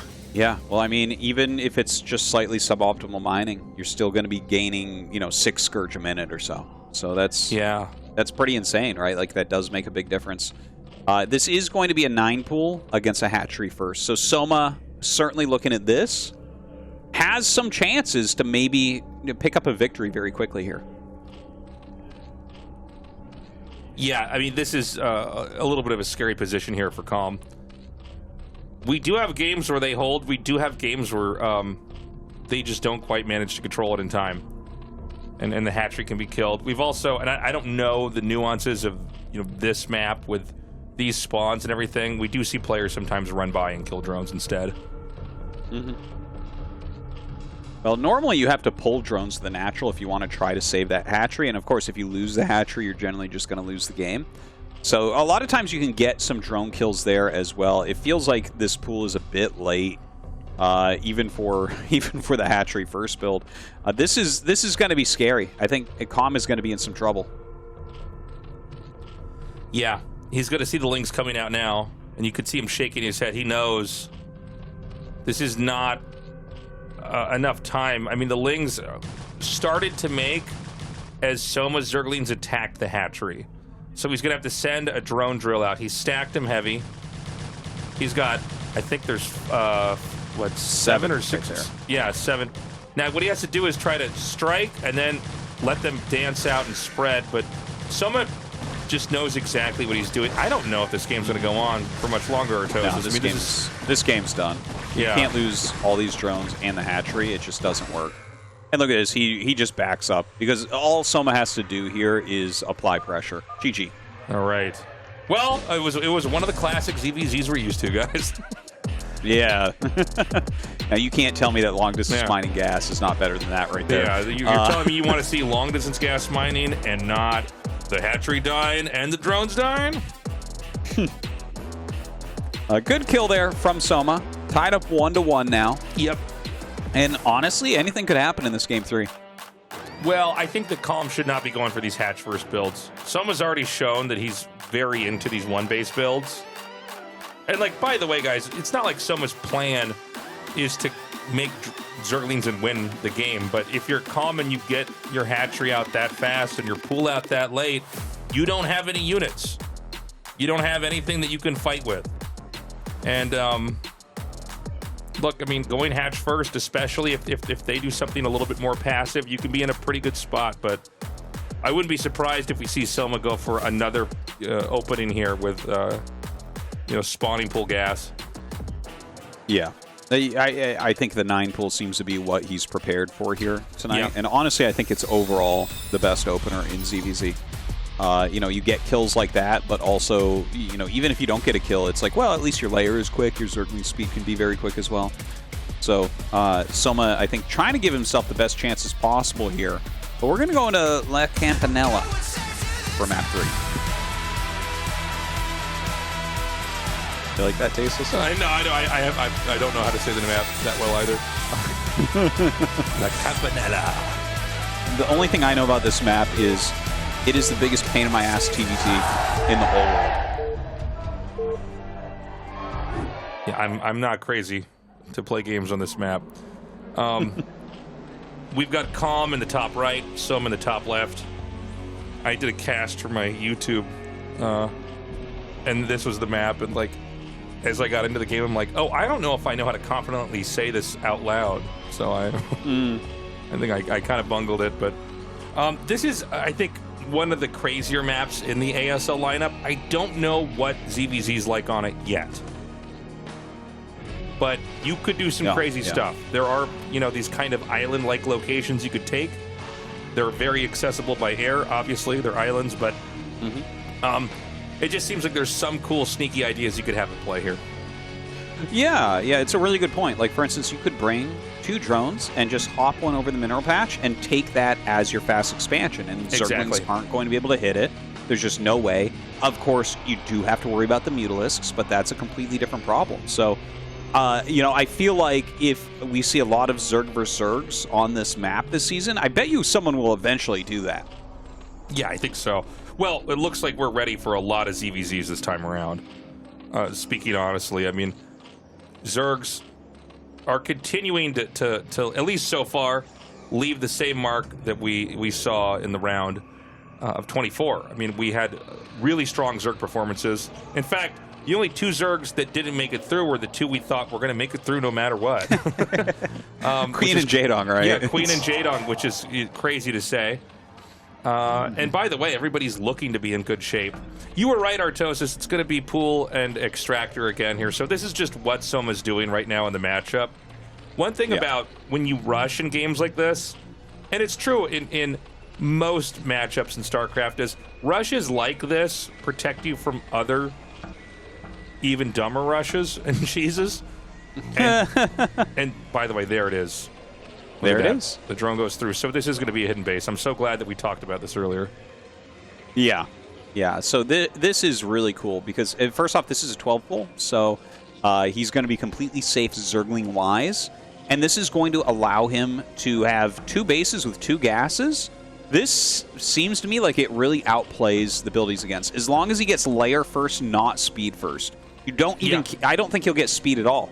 I think you make your little conga line of Zerglings, you hold your choke, and you just go directly into Spire to abuse those 2 gases. Now, is there a way to just jump a Zergling over the minerals to get in there? I guess you'd have to send your own drone. Yeah. Yeah, you have to bring a drone, but you can jump Zerglings over it. Maybe that's the play. Maybe it is, honestly. So there's just no way to really get in there around the eggs and have a fight that's going to be worthwhile for you. And yeah, man, on paper, I'm in agreement with you, Tastosis. I feel like this just looks better for Calm. And the other thing is, we don't know that Soma has looked for this. I would have to imagine someone's thought of this idea, but we don't have anybody checking for a hatchery just yet. No, his Overlord went in the wrong direction, so it's like really hard to actually get any vision and see what's going on, what's up. But the fact that there's no hatchery here, it does have to be in his mind. This is not rocket science that you can sneak a hatchery back there and it can't be attacked by Zerglings. Like, that has to be the first thing every Zerg player thinks of. So yeah, and just so people know, there's like a mineral patch there that has not too many minerals that you can mine through to get it. So like when you're just playing the map normally, you mine that out and that can be like your third base if you want. But of course, in this case, you know, ZVZ, you don't mine that many minerals. It's going to be hard for Zerg to do anything against Zerg doing this. But Soma takes his own natural expansion, which is actually going to open up some more possibilities. Obviously, a quicker expand for Calm, but Soma is going to be able to utilize the larva at his natural here for like Zergling attacks as well if he wants. It's going to take a while to kill these eggs. The Spire's going to finish first for Soma. In fact, I think we're just around the corner from that. Yeah, there it is now.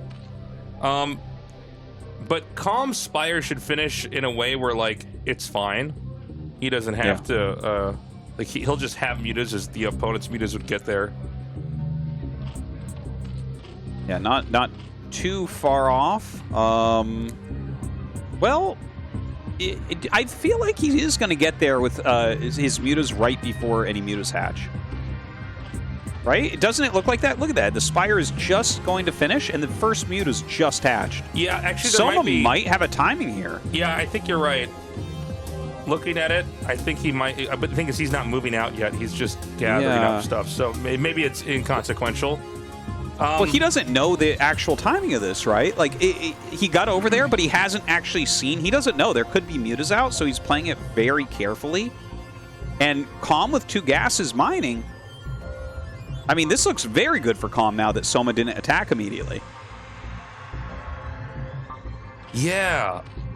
That's funny. I mean, obviously, we always have games of incomplete information, but there's a lot that Soma can't confirm. And I think he's been waiting, probably assuming that Calm's mutas were going to come there at some point in time, and they were actually hatching far after Soma's were. But, you know, this is a moment where Soma's has mined less gas, but it's actually not that much. The extractor was taken over here, so I don't know what to make of this game at this point in time. Remember that the expansion that Calm has that's in the 3 o'clock position, it can only be defended with Mutalisks. It can also only be hit with Mutalisks, but it does make for some interesting positional plays here. But we just don't know when and if Soma's going to figure out that this base is here. He might suspect it, but it doesn't seem like he's gone out of his way to check. You know, if Calm sits back very defensively the entire time, we might actually see him take a 3rd base. Like, that seems reasonable that he might be able to take his natural expansion, right? And just continue to build up that gas. Obviously not quite yet. They're both just still in that Mutalisk arms race. A lot of Scourge being added in as well. Calm right now actually flying into the middle of the map. Soma just above him. Well, there's going to be engage here, and Soma is now... Calm's gotten basically behind him. And this is going to be a very, very difficult way to try to get out here for Soma. Calm seems to have quite a lot, and this is going to force a commitment here. Soma's going to try to fight, but there's still so many more Scourge here. Those Scourge are going to connect on plenty of the Mutas here. It seems like Calm might have more by a little bit, but that's basically a trade out each time the Scourge come in. And did Calm do it? I think he did, Artosis. Oh my God. My Dude, God. Calm is just on another level. This is insane. I can't believe this, what I'm seeing. Another huge upset here in ASL and in best of 3 mode as well, not best of 1 mode. Soma getting outplayed, out-strategized by Calm, who takes that fast expansion and takes the victory. He is going to be going to that final match, and Soma eliminated. That's a weird thing to say, man. Like, every season, I'm thinking Soma's going to be at least top 4, but here he is out again. Yeah, I don't know when exactly someone's going to leave, but I mean, I think this is mathematically impossible to recover from. There's hardly any drones left in this game, and I think the last few drones are going to fall, and a crushing defeat here for Soma. Calm survives, and Soma's the first player out of the round of 16. I'm going to say that again, by the way. Soma is the first player out of the round of 16? Dude, the players that we consider to be the best for every race are already out, right? Light, Snow, Soma, Queen, Jaedong's out. I mean, there's some crazy things going on here this season. I'm not really sure what to think about this, to be honest. It's a real shift in power, this ASL. And it seems like, you know, a lot of the things that seem to be a little bit weird at the start of the season are, in fact, very normal. Yeah, I guess so. In fact, that's really where these players are at. So Calm defeats Soma, one of the strongest modern Zergs in ASL and StarCraft. Only loses a game when he went for a greedy build, and Soma had basically a full-on counter to that with a 9-pool Speedling rush. And this is the moment where I think it got a little bit dicey. You know, he basically gets behind Soma here, and there's no way for Soma to get back home without eating a lot of shots. And Calm was also very patient with his Scourge coming through. I don't believe there was upgrades on either side, by the way. Was there? No. I don't think so. Yeah, there weren't. And it definitely very, very good needleless control there by Calm. You could see he kept his more in a clump. Soma started to spread a little bit. It was a tough one there for Soma. But yeah, he's going to have to go back to the drawing board for next year's ASL. He is out of this, not going to win his championship, not yet. And now Calm gets to go to that winner's match against JYJ. And honestly, he already played a very cool game against JYJ. With the amount of different strategies he's bringing out tonight, I'm not sure what's going to happen. Yeah, I mean, it does seem like Calm has no issues taking on anybody. It's got to be a scary moment for anybody going up against him. And also, the audience wants him to win. If you're playing against Calm, the people here that are watching, they want you to lose. That's also a scary feeling. We're going to take a break, guys. Up next, we're going to have the... We'll be right back.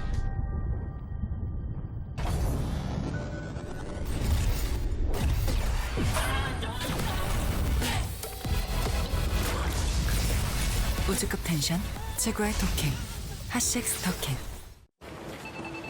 똑같은 하루에서 답답함을 빼면 더 청량해질 거야. 제로처럼.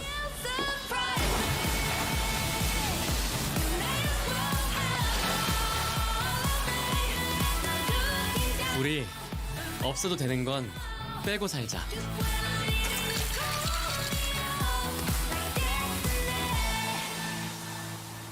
칠성사이다 제로.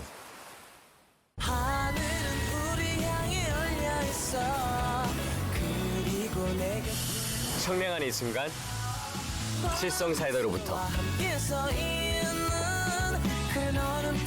칠성사이다. 우승과 가장 가까우면서도 가장 먼 존재. e스포츠에 대한 불만과 바라는 점은 저한테 웬만하면 돌려 얘기하거든요. 이렇게 다이렉트라고. 좀 넘어갔으면 좋겠다. 그러니까.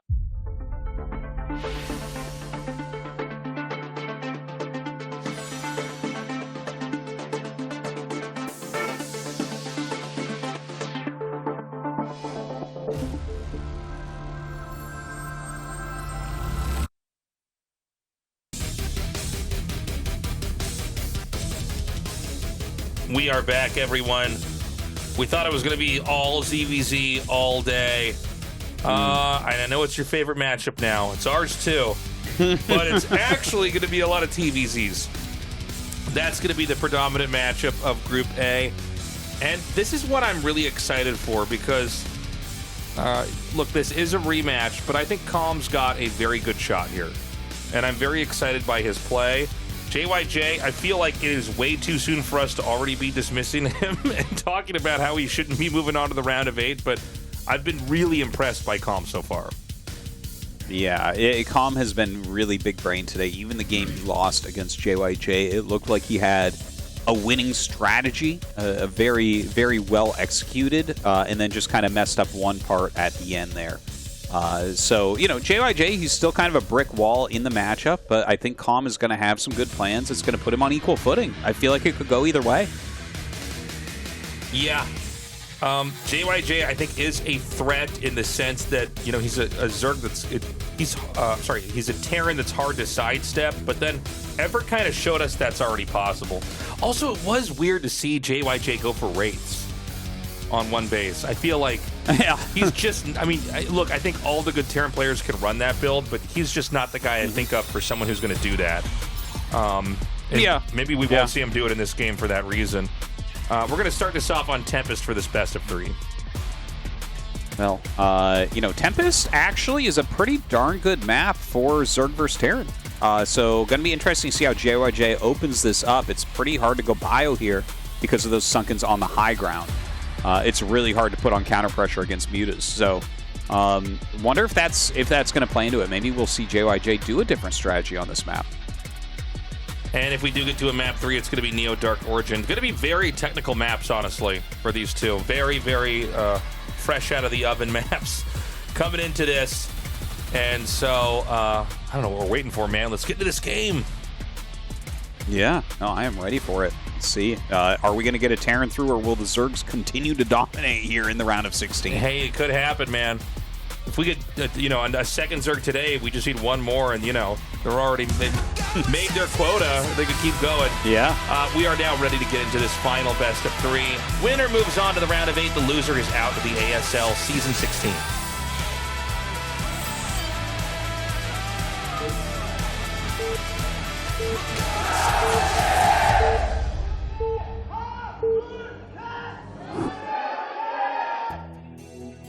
I'm loving the audience. I'm loving the energy that you can feel there. Absolutely. Absolutely. Great to see Calm with so many fans out there as well. I'm sure there's JYJ fans in the audience. You know, being an ASL champion is no small feat. Looking to have another deep run here, but first has to take Calm down. And what is your take on this map for this matchup, Tastosis?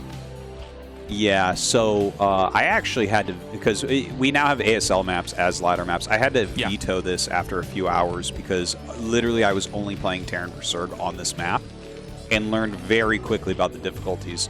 So basically, you have a raised natural expansion, and that makes it so that marine pressure, like a big part of Terran vs. Zerg, like a standard Terran vs. Zerg, is they get mutas, then you put your marines out in the map, and, you know, you have the threat of going over and busting their natural. And that's what keeps the mutas from completely devastating your economy, right?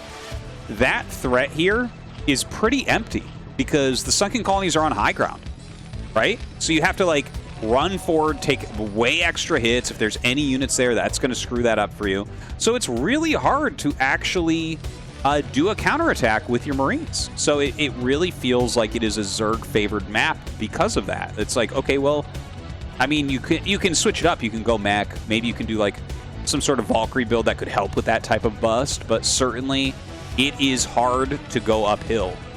You know, really in any matchup, but very hard to keep that pressure on. That's a very good point. I mean, having a high ground like this, it really does change the kind of pressure that can be created. And we don't actually have a lot of maps that have this natural on a high ground, like a big open high ground like this. It does seem like it was experimented with more pre-StarCraft 2 and a little bit during the very early days of StarCraft 2. But I'm glad it's back because I think this is going to help us understand a lot of the matchups, not just TVZ, excuse me, in a different way. I mean, I think having that. Sorry, what? No, I was just going to agree with you. Just having that type of thing is going to make the games just look different and certainly expand everyone's understanding. Yeah, I think it's easy to take things for granted, and maybe some things should be taken for granted, you know, when you're in map making. But one thing I think people forget is like, oh yeah, natural expansions are always on pretty attackable terrains, and having it on the high ground makes for, you know, a lot of different parameters that will probably change a lot of the ways that players play early on. Well, right now, JYJ is sending a couple of Marines out on the map. I think maybe looking for like an incoming drone or overlord, something like that. Maybe catch a Zergling going up for a scout. Shouldn't really get too much done there. But yeah, there's an overlord from Calm trying to catch wind of anything leaving that base. I'm not sure if he saw that Marine walk out, but this has become a more common play to just kind of walk across the map with a few Marines and try to catch Zerg when they're being greedy. When you see the Zerg take the natural hatchery, now we already talked about how you can't put pressure on the natural that Calm has taken as his second base. I was really talking about this one that the SCP is about to find. How hard is that to push with Marines? I know it's on the high ground, but it is finishing later. Yeah. Well, I mean, you can just go for those Sunkens, right? That can make it very, very hard to break as well. Obviously, he's scouted that already, and this is a 2-racks opener. It's not really an academy rush, but he actually might just walk out with these 6 Marines and do something. You know, if you make your Marines non-stop like this, you do have opportunities if your opponent isn't producing a lot of Lings to maybe get some damage. But it looks like he is going to choose to stay back a little bit. And honestly, this game should come down to what JYJ can do in the next, like, 6-7 minutes. Because after that, Calm is going to be able to get 4 bases up, 4 gases, and it becomes incredibly hard for Terran. It also seems like games like this, the Zerg doesn't have to really engage with the Terran that much. They can kind of almost play it like it's like a, I don't know, one of these building defense games. It's like they are billions. Yeah. Like they just stay back and really make a bunch of stuff, and the Terran's kind of just like out there on the map. You're like, can't get me yet. Yeah, that was my experience. That's why I vetoed the map, because it's like playing against a Zerg that's just doing sunken defense. They can go heavy muta and harass you, and it's like, well, there's so many Sunkens on high ground. What do? Nothing. Or, you know, you can always go for like a quick evolution chamber and go into like crazy Zerg on a map like this. And breaking those sunken lines on flat ground is incredibly dangerous and incredibly hard to do. When they're up the ramp, you're just like, well, I don't know, man. Where's my opportunity for damage? It doesn't feel like it's here. He's going to spot these Marines from behind. Kind of an ambitious move there from Calm. He did want to try to commit down on that one Marine. You know, this is not a long travel distance, but, you know, Marines are not likely to hit up.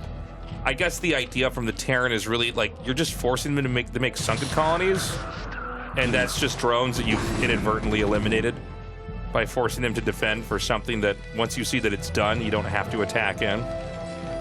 Yeah, and I have to point this out. I do not like how JYJ is playing this at all. Yeah? I think Calm is way ahead.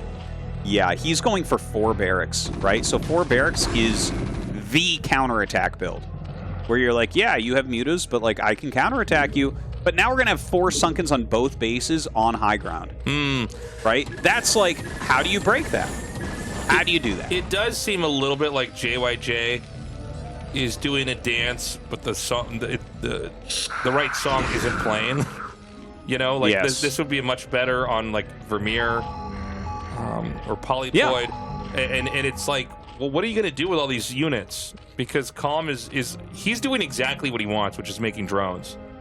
Now, maybe there's the possibility he sees like a small moment where there actually just barely aren't enough sunks and he runs in, but I mean, right now, this doesn't look like it's the most complicated game for Calm to play here. As long as he has sunken colonies. And maybe, look, maybe he skimps. We've seen this happen before where you overestimate your high ground advantage, but I just kind of can't imagine this getting busted. Let's see, though. Yeah, well, that's only 4 songs. He literally didn't make any units. His first Mutalism just popped out, so we might actually see a game loss here. Yeah. This is kind of sad because he set himself up so well, and this is such a basic way to lose a game. Yeah, he just didn't make enough Sunken Colonies. It's kind of weird. Well, I mean, he's going to win this game. That's all there is to it.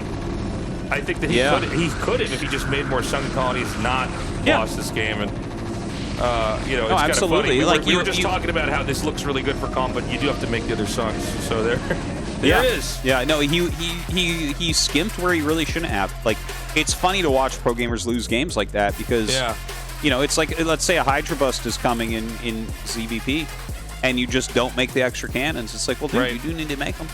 you do have to still respect the fact that he can run up that ramp, and that's what JYJ did. But like, I'm serious. That was a good position for Calm. He was like, yeah, I don't know, he won't attack. And instead of saying, well, looking at the size of his Bioforce, I actually need 6 Sunkens. Yeah, you know, exactly. not 4. He's overestimating. I guess the truth is you don't have pros playing on these expansions where they're on the high ground and the push is on the low ground, so maybe it's kind of hard to break the math down. But clearly JYJ knew. Even I wasn't totally sure what that's going to look like. But yeah, he just needs 2 more Sunken Colonies, and it's fine. And then he just keeps tacking. But I'll tell you what, I mean, that really took the wind out of the sails of Calm's, you know, play today. After he was playing the craziest, best games ever, it's kind of a rudimentary way to lose. Doesn't mean he can't come back, but that is definitely a rough loss, no doubt. Especially when you know if you can win here. I mean, you're taking out one of the greatest Terrans in modern history and going to the round of 8 and having the ASL run of your life. Well, he's bringing superior strategies. There's not a question in my mind. He brought better strategies than Soma. He's bringing better strategies than JYJ. It's not working out for him. His execution is a little bit off. His decision-making is a little bit off. But he's prepared the strategies superbly. So I think there's still a chance if he can bring it together. But he does seem a little bit shaken after that game number 1. Well, we're ready to go now into this second game. JYJ with a pretty easy free win there against Calm, who just didn't have the right balance of defense to hold off, you know, what is not even really a big timing attack. It's just like, you know, it's like a skill test, skill check, if you will. We're going to go on now into that second game now. And, yeah, let's see what happens with these two.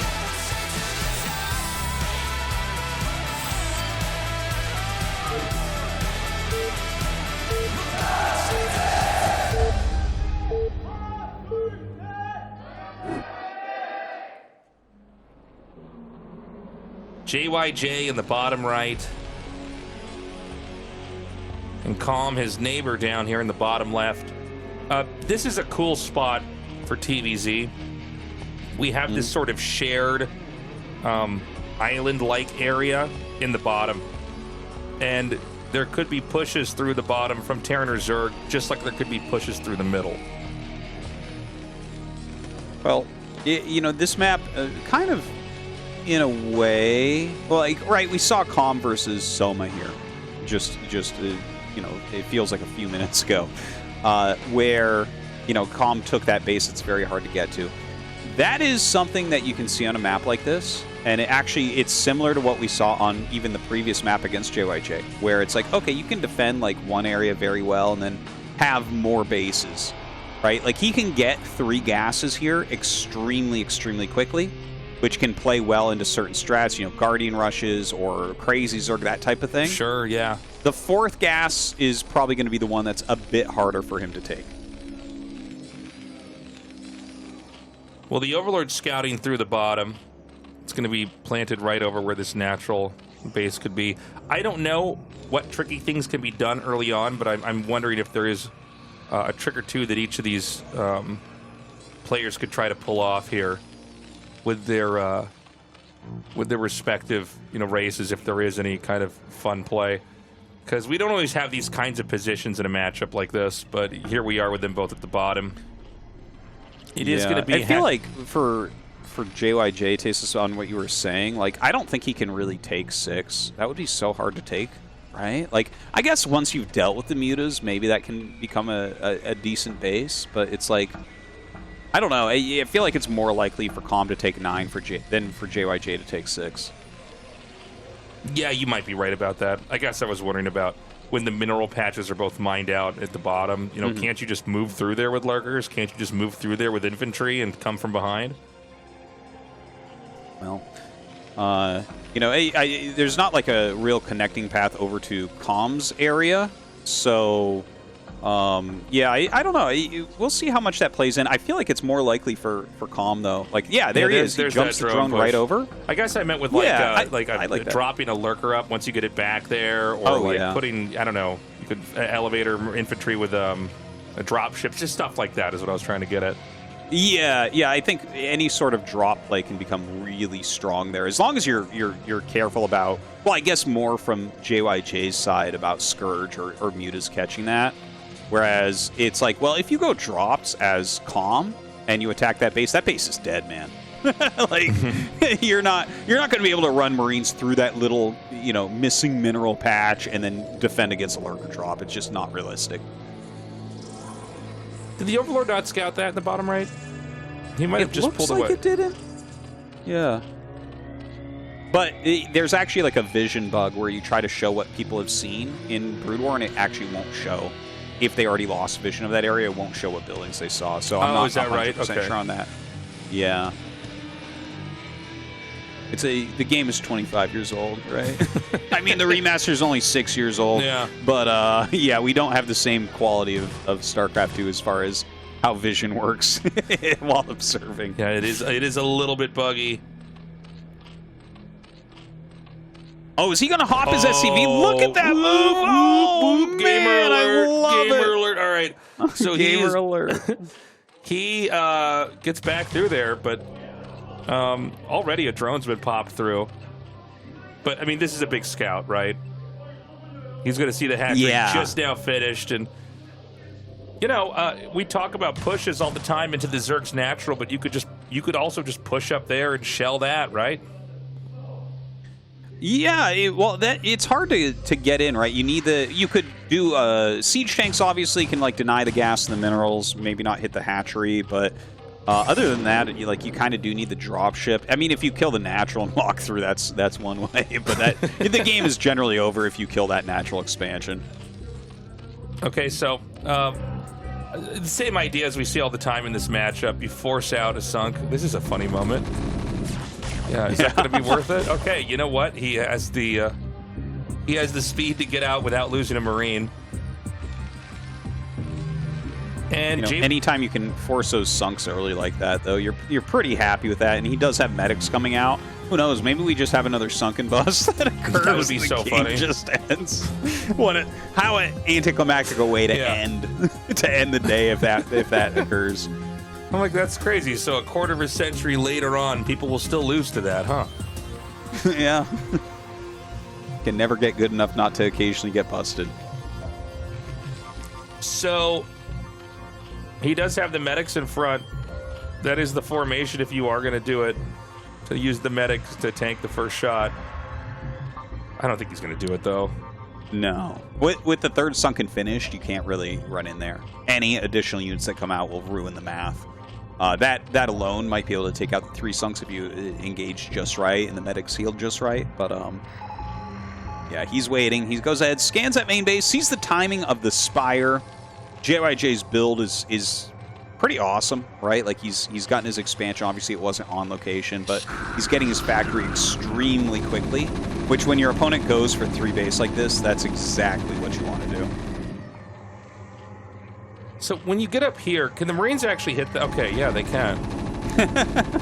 I actually didn't think of that. I had it in my mind, you know, being a player that's been around forever, such as you. I'm like, well, you need a siege tank. No, Marines. Marines can deny the gas. There, man, that's a thin wall between there and the other spot.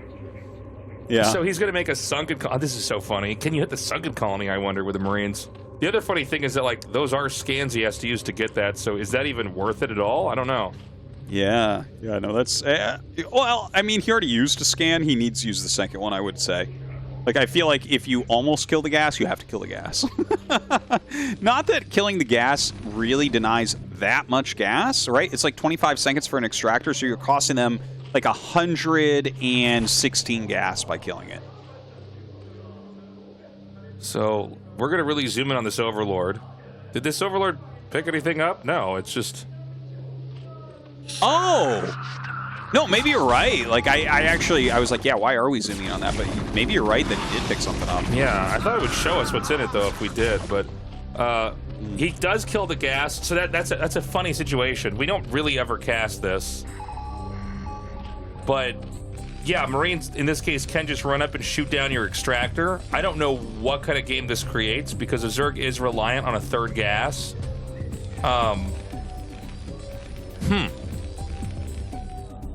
It's a weird looking game at the moment. Like, so many Sunkens. Yeah, we have some mutas out there not doing much. We think that there's something in that side. That Overlord definitely missed the loading, if that's the case.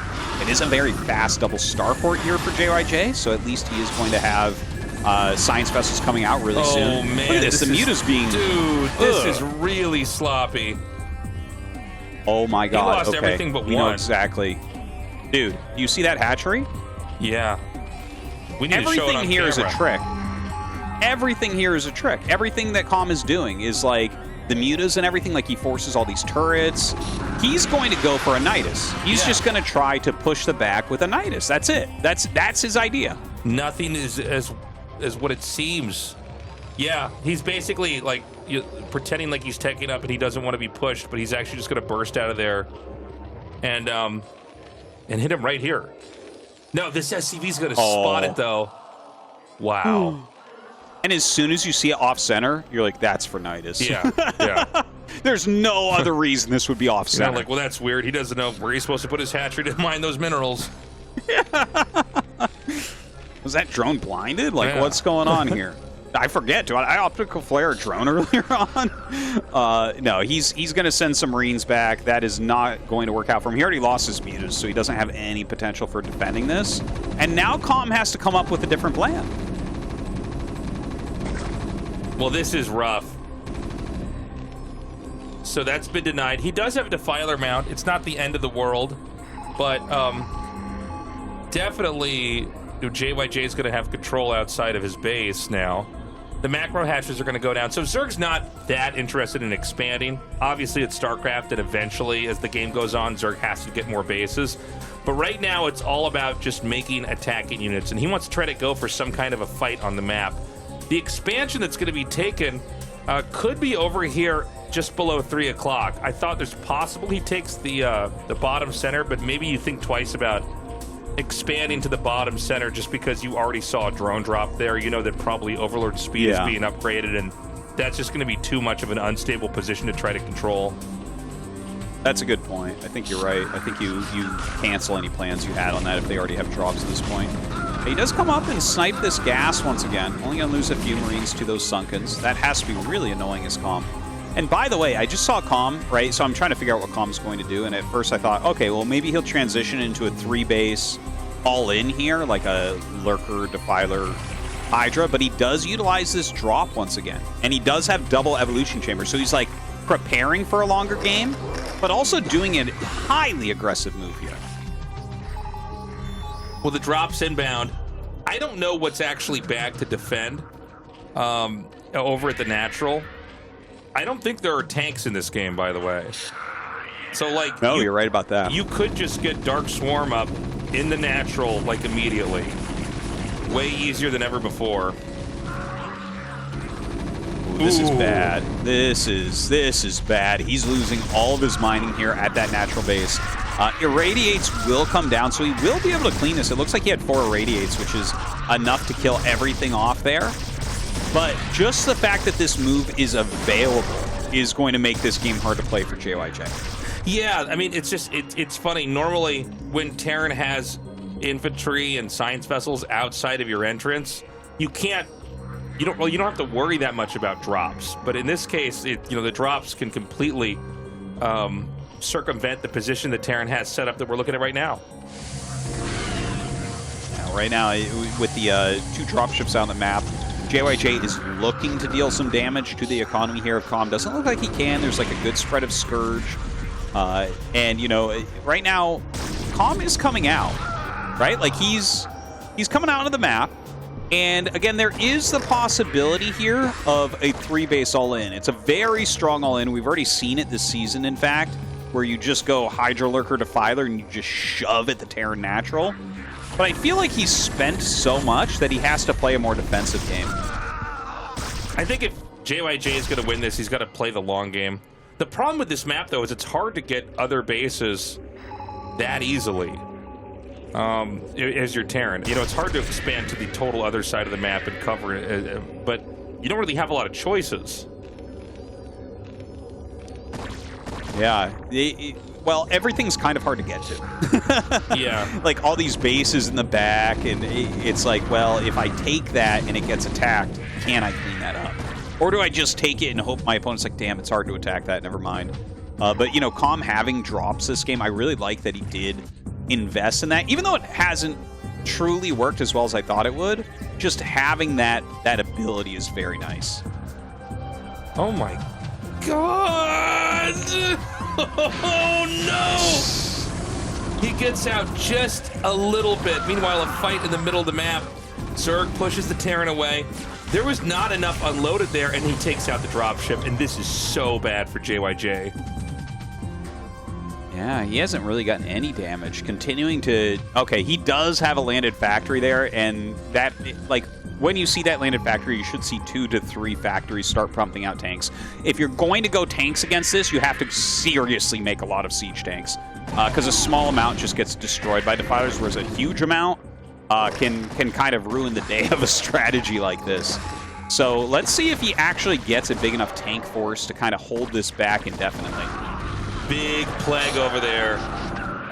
That hit a huge chunk of that. You got to be careful because Hydras, you know, when they're versus just a huge amount of Plague Marines, the Hydras will just win. They'll just one-shot it. It's actually so funny looking. But, you know, if Terran has just enough, they can actually hold it off and push it back. Yeah, Plague really is a great counter against medics. It drains their energy and makes them basically useless. So the Hydra's fighting reasonably well, but JYJ, you know, he's producing so many Marines, just pushes Com right back underneath there. And of course, you mix a fire bat or 2 in here, and you can totally dislodge a position that doesn't have lurkers in it. Yeah. Remember that Hydras can't deal damage inside of Dark Swarm. Sometimes it just feels like it's a Zerg ability where they get all the perks, but it's not true. So a firebat can run in there and be a headache. Yeah, that's something you see a lot of Zergs actually forget about. Or it's like, no, dude, it's not just for you, it's for me as well. Right now, he is pushing him back pretty far. If you get up to the natural with the Dark Swarm, that's where you take the game as Zerg. Like, that's where suddenly the game becomes super in your favor. Another Dark Storm goes down, pushes forward. The siege tanks can hit these Hydras. A great defense matrix, though, and he is going to be able to clean this up and hold this position. Yeah, he's been killed off, and the next wave is going to come forward. The Marines can come in here and try to intercept the Lurkers. Looks like they're going to get at least 2. Is this going to be forced to burrow in here? No, he doesn't burrow fast enough, and I feel like, you know, Calm is getting a little shaky right now. He is, just in general, a lot of these fights, I don't think they're, even if they're close, it's like, why are you hitting him right now? He's bleeding out any kind of valuable supply he has. Even the Lurker that he gets in there, it's stuck by the factory, nothing else to help it out. It's kind of a weird game. It's like, Calm right now, it seems like he feels desperate. Like he's pushing a little bit too hard. And now JYJ doing a counterattack into this 4th base, which is incredibly important for Calm. You know, we're getting up there in game time. He's got another, like, 6 minutes of 3-base gas. He definitely has to hold this base. Like, you need that 4th location to keep up with JYJ's macro at this point. Yeah, maybe he mines that out a little bit later because you lost that extractor to Marines so many times in the weird part of the map, but I think you're 100% right, Artosis. I mean, he is going to dry up, and once you start to run out of those resources, you're not going to have Lurkers, you can't get as many Hydras, it's harder to get Defilers, all that kind of stuff. Look at this. This is like the 4th time, I want to say, that he's dropped over in this location. It seems like he just kind of is seesawing back and forth where it is that he wants to attack. Now, obviously, with the vessels coming down and a few bio units here, it's getting kind of hard for Calm to do a push there. But he's keeping pressure on in multiple locations, which I like the idea of that. but it doesn't feel like he's actually made any headway anywhere, does it? It really doesn't. It's like Zerg's been stuck in this corner, and Zerg's never been able to reach into the upper right. In part because he has this sluggish comp. It's Hydras. It's not Speedlings and Lurkers that are actually sometimes, a little bit faster than Medic Marine. And again, he's taking these fights where it's like he's never going to win this. Yeah, he gets a Plague off here and there, which is kind of nice, but definitely not trading efficiently. Like, JYJ is slowly but surely climbing in supply, and Calm hasn't really gotten to 100 supply yet. He's been hovering, 85 to 95 supply for most of this. So a little bit tough. Continues to move out with these smaller groups, continues to try to hit Plagues. But with the siege tank count growing, the fact that we still have a reasonable amount of vessels in here as well, it feels like Calm is on a little bit of a clock. Yeah, I'm starting to see Calm really tear at the seams here. Terran's got that top right base, and pretty soon we're going to see a lot more command centers go down. And the reality is like, we're seeing Calm's units never really get anywhere on the map. Terran is kind of just occupying this and spreading out. And the way the map is shaped, it's almost too difficult for the Zerg to even try to go up and to the right and drop over this. Yeah. I don't think he can go up and to the right. It's just too far out of position from everything. And the way that JYJ is kind of attacking down this side and utilizing those mineral patches to form a wall, it just looks positionally really, really strong for Terran. I feel like anytime we see something like this in the middle of the map, like this cross that we have here, or the mineral patches in Retro, I feel like that really helps Terran late game if you have siege tanks. They help you to hold one side of it so hard. How do you push through? You have to make such a train of Dark Swarms to have a chance. And, with the tanks spread out like that, it makes it hard for the Zerg to ever kind of, toy around with their position and try to advance that easily. There's the other command center, by the way. We have to have the natural about to dry up, by the way, for the Zerg, right? I see there's still some minerals in for the main, but... Yeah, you would think he's going to be running dry eventually here. He only has a couple minutes of gas left in these geysers, though. So I think that's one of the big things that we're going to be looking at. He has actually a very good gas bank right now, and he did get the 4th gas, right? So he'll still maintain. It'll be pretty good, right? If he was on 3 base, I'd be like, okay, he's losing in 2 minutes, literally. But with that 4th gas, maybe he just continues to hold on, makes those extra Zerglings as the Defiler food, and continues to push forward. And you can see the Zerg's going to try to advance in here once more. And he may actually end up getting those Lurkers broed in there, but, I mean, you're going to be able to kill this with an Irradiant, and you're just not making any real headway. Well, one thing we do have to mention is his supply has gone up a lot. We were talking about it a few minutes ago, and he was 30 supply lower. And JYJ was 20 supply higher than he is now. So suddenly, the supplies are actually getting pretty damn even. Well, it does seem like the Marine count starting to do a it. lot. Yeah, I mean, it seems like maybe JYJ overestimated his ability to control the center. And dude, now the top right, a big push is going to be able to come up here. The Lurkers are going to unburrow. The Marines are going to come in here for the intercept.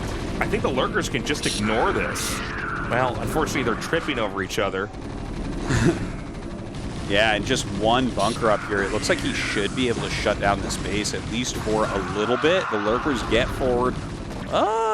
Yeah, he is bumping into himself quite a bit and goes for that main base as opposed to the natural. Oh, utilizing that choke. Very, very smart. Damn, you're just never going to get in there now. Yeah. And look at that, right-clicking on the command center, utilizing those cracklings. Look how quickly that dies. Oh my god, just a tiny amount of units, and down goes that command center. And now he's pulled a lot of the Terran units out from the top. He can get over here to where the factories are at. If he gets the factories and forces them to lift off or kills them, there's not going to be any tanks for a while, Tastosis. No, and I mean, tanks, once you start going tanks in this matchup, you kind of have to do it endlessly. You have to make sure that you have that huge contingent of tanks, and he doesn't have any control with his bio anymore. He's only up like 20, 30 supply. That sounds like a lot, but in this matchup, not so much. The Lurkers move forward again. And another Dark Swarm. Dude, he's going to get the factories. Yeah, it looks like the tank production is going to go really far downhill. Another lurker gets up here. It does get their radiate off, so very, very important. He should be able to hold on to this third base location. But JYJ, right? Like, he doesn't have a lot going on. He's got that natural right there. He leaves a few units to make sure that he can hold it. He's losing his factories. His natural and his main are basically gone. He is mining from 2 bases, but the Dark Storms are almost to the main. I mean, this is insane. The factories are going to go down. If the center right base is picked off, and all he has to do is get lurkers in there to do that, I think that JYJ can't win, because that would only leave JYJ with a base that's north of this, which is in even a weaker position. This is wild. Yeah, as soon as you cut off that base from the rest of JYJ's stuff, you're right, it's just gone. Like, the few units you have there will never hold up to the full might of Zerg running up to attack. Look, they're starting to pick off some of these science vessels as well. There are a lot of irradiates going down, which are being extremely helpful. But all the SCV is going to fall at this additional base. And okay, so there's a tank there. He can't get in. Oh my God, there's so many juicy SCVs for him to kill if he could just get over there. That's gonna mine out. The main's mined out. This is gonna be around for a little bit longer. You know, we've talked a lot about this from JYJ's economic perspective, but we got to point out that, like, Calm doesn't actually have any new bases yet either. I guess he just took one while we were talking at the top left. Yeah, that's a very good point. Like, great upgrades here and everything. He's got great tech, but he is going to run out of actual minerals, which is not something you think of in this matchup very often. Normally it's gas. Terran coming up at JYJ, trying to save this base. He might actually just lose the command center. He needs to lift that thing. Okay, does lift it up. The lurkers coming down and getting into that Dark Storm. Oh, I love it. Yeah, and he's just going to be wiping these SCVs out. Now, JYJ is mining from the center right. Even groups of Zerglings we want to watch very closely here from Calm, because this is still doable from JYJ, but economically things are getting very, very dangerous, because there's only a few spots that are being mined from. And then on top of that, there are not a lot of new places being taken. Even with Calm taking that top base, oh my God, a huge drop. Oh my God, the fire bat is insane. So much damage dealt to this mineral line. He's had so many drones there. He will clear this out. And actually still have like a fair amount of drones. It's still going to be a pretty well mining base, but that was a lot of drones killed off. A steep supply drop here for Calm. He's taking another base in the top left. A lot of radiates coming out as he's spread over here. Dude, this game can really go either way. A very messy game right now. Now, with Calm taking that base at the top left, there aren't workers there yet. So, you know, having it's not enough until he actually fills that up with drones. And I don't know how he's going to get him there. Maybe he would try to bring a Nidus up. Maybe he would just literally, you know, snail mail him across the map. But it looks like that's probably what he's going to do here. Now, JYJ also hit a base up here, and that's been given away because the SCVs that were walking up here, oh my God, he gets the Defiler. Ooh, it's a pretty big pickup. This is a huge amount of bio coming up. Oh no, into double bunker. That does not look good. Unloads and stims, brings the SCVs down for that repair as well. And if JYJ holds this push, which it looks like he's going to, that puts Calm into kind of an awkward position, right? A bunch of his gases have run out at this point.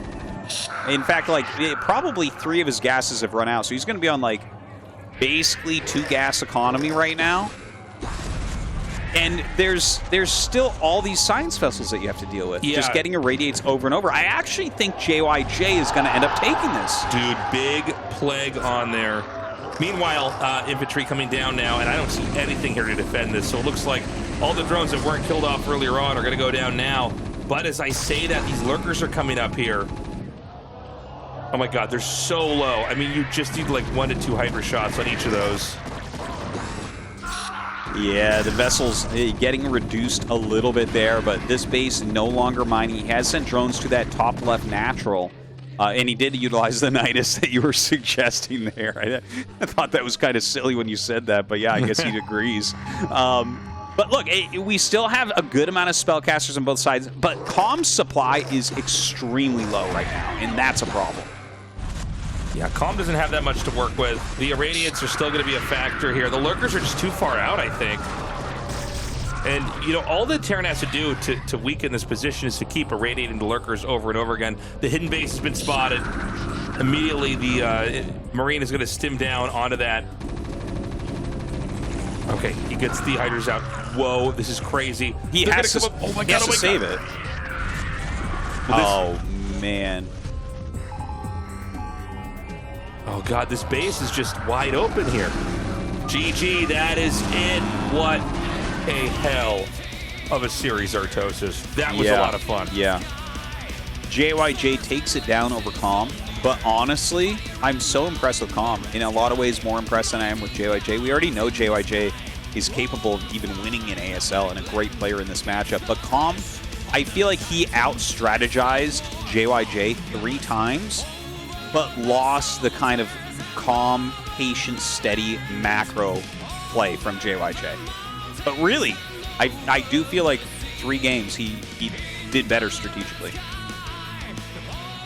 I gotta say, this was a real pleasure seeing Calm play so well. JYJ did ultimately power through it. He is just very good at kind of grappling with these Zergs and over time figuring out some way to get that advantage that he needs and closing it out. But, you know, what a story. You know, JYJ is the other survivor of tonight. So we get a Zerg through and a Terran through. I think this is a Terran we could be happy to have moving forward. Oh, yeah. I mean, you got to have the former champ going through. That makes it just like, okay, do we have that repeat potential? And, I mean, he's good enough to beat every single player in this tournament. I am a little bit sad to see Calm go, though. I think he put on an amazing ASL. I'm really happy with how he played, how he tried to approach all his matches. And if he keeps this up, if he keeps practicing hard like he has been, I think the sky's the limit for him. He can become like an ASL regular and maybe a round of 8 regular playing like this. I think so. And you can see that everybody in the audience is so excited for him. They want him to win.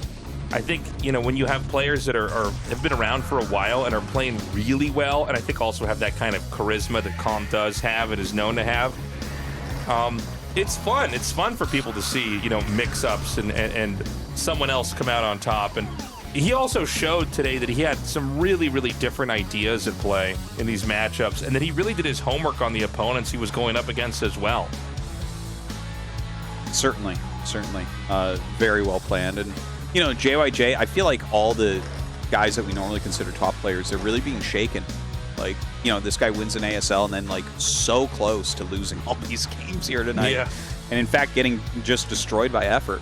It was a hard group, but JYJ makes it through that round of 8. Very important. We're going to go to an interview now with JYJ. Let's see how he's feeling. He is the other survivor of Group A. Hello everyone, finally the Group A matches have all come to an end. We have the second winner of Group A. It is JYJ. We're going to have an interview with him. Congratulations, great job today. Thank you. 본인이 만든 3저 구조지만 저그 Zerg group, and you played so many TBZ games. 그럼에도 불구하고 연속 But despite that, 8강을 you make it to your second consecutive round of 8. How do you feel? 일단 너무 힘들어요. Well, right now I'm so exhausted. 3세트까지 약간 생각하려고 했거든요. I was actually thinking of going to the third game in my final match, but I didn't, and I'm kind of dumbfounded right now. 최종전. 정영재 선수 입장에서 첫 번째 세트는 좀 쉽게 가져오는 듯했지만 두 번째 So the first game, 세트는 you won easily. The second game, you scouted perfectly. 선수가 센터 쪽에 싸움을 계속 걸어오면서 사실 And Calm actually kept attacking you in the center. And everything started going bad for you. So what happened back then? I mean, the science vessels, they popped like fireworks in the night sky. So, you know, I felt devastated. I thought I was going to lose. 결국에 이테란의 병력을 필두로 해서 정영재 선수가 김윤환 선수의 마지막 11시까지 발견을 해내면서 But JYJ, you were able to find Calm's 12 o'clock location and able to nail the coffin. You played so many Zerg games today. And scanning and scouting was definitely the instrumental factors to victory today. 전략을 빠르게 파악했던 게 주요했던 것 And 같거든요. figuring out the opponent's strategy earlier was the key to your 일장이 victory. 형이 어제 저 게임이랑 똑같이 해줬거든요. 그래가지고 어제 Well, you know, I was kind of lost him to my opponent's playstyle because Hero played exactly like my opponent yesterday in my scrim, so I'm really thankful to him. 김정우 선수와의 승자전을 So in your winner's match against Effort, it was a bitter loss for you, a 2-0 loss for you, but I'm sure you learned a lot from that game. 첫 번째 판에 12시가 나오는 On the first game, I was in the 12th club position, and I should have made 10 barracks, but I instead made 11 barracks, and I forgot about it. And you know, I had 2 Marines left, and I was like, I forgot about that. And the Marines got massacred by Zerglings, and I ended up losing the game. But you do make it to the round of 8 again, and you defend your defending champion's pride. Now you're gonna have to play against different races, right? Well, first of all, I'm really fortunate. I feel really fortunate that I made it to round of 8. I'm confident against any opponent I face in the round of 8. Well, so heroes helped you practice, which you just mentioned. So anything else you want to say to scrim partners? Well, I think Hero definitely got me the win for the first game. So I want to thank my practice partners, Helk, Saxry, Killer, Queen, Action. Really thankful to them. I was in really bad form during practice, so I was really worried ahead of the match today. So I'm gonna have to maintain good form in the round of 8. Alright, anything else you want to say to your fans and the viewers? Well, first of all, I want to say thanks to all the fans who came here to the venue. Next time I'll try to win as well. Once again, congratulations on the win today, JYJ. Thank you. Well, that's it for the second interview with JYJ. Well, there you have it, guys. You know, we started with JYJ versus Calm. We ended with JYJ versus Calm. JYJ is still a killer when it comes to fighting these Zergs, but Effort did get the best of him. I'm very interested in seeing how far Effort can go. Tastosis is saying he might go the whole way. I think he might be right, too. Yeah, he's looking deadly, except in this picture where it looks like he just woke up and he sees his loving children looking back at him or something here, whereas JYJ is sacrificing himself on the cross of Terran. So, yeah, it's a great group. It's a great result as well. Like, I wanted Soma to go through because I really appreciate how good he is, but this is actually more hype in a lot of ways. Effort is an unbelievable competitor, and if he wins again, it's like, okay, hold on. This guy is the second most... Well, I guess he ties Queen at that point, right, for being like the second most winning ASL player to Flash. So that's a big moment. Yeah, I mean, I welcome this. We had a lot of newer players pop up the last 2 seasons of ASL, and even the years before that, we've had some faces that weren't as familiar as they were in the past kind of come up and dominate. And it's been interesting with Flash's absence here, what the ASL looks like. And we had a lot of the old guard fall in the round of 24. And I think the round of 16 may, you know, not have any exceptions with that either. We've had a lot of big, surprising upsets. And honestly, the players that are winning, the ones that are moving on, they do look to be in really good shape. Yeah, these players are out of control right now. I'd love to see it. It's just so nice seeing that turnover at the top. Now, we're going to go into a crazy group next. Mind, Killer, Mini, and Rush. I mean, this is 3 guys that have been to that ASL Finals. And then Killer, who's kind of a big underdog, but has been playing well. Yeah, I mean, Killer, you know, he reminded me a little bit of Calm here and you know, what he was able to do and overcome all odds. But, I mean, this is a very tough group. Mini, I do hope he advances just because we don't have a lot of Protosses. Rush, I think, will advance. Mind, I'm curious. I don't know where he's going to take this exactly, but he definitely proved last season that he is in incredibly good shape and is a real threat to go up against anybody. And is looking very different from the rusty Mind that we saw for a couple of years of ASL. You know, for one point in time, he was going to be maybe the next big Terran to kind of lead that whole race into glory in the pro leagues.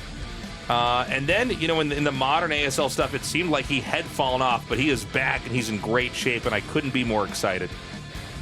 I know. Honestly, I'm actually kind of looking at him to advance. I think he played last season smarter StarCraft than everybody. And I think that you put him into a group like this, it's very challenging. I think the base skill level of Mini and Rush are both higher than his, but if you play calmly and you play smartly, that's going to be hard to beat. Guys, thank you so much for joining us today. We love you. We appreciate you. And if you haven't already, please go to patreon.com/ASL English. Sign up for a year and support our cause. That's all the time we have for tonight. We will get the next recording out to you ASAP. Bye-bye.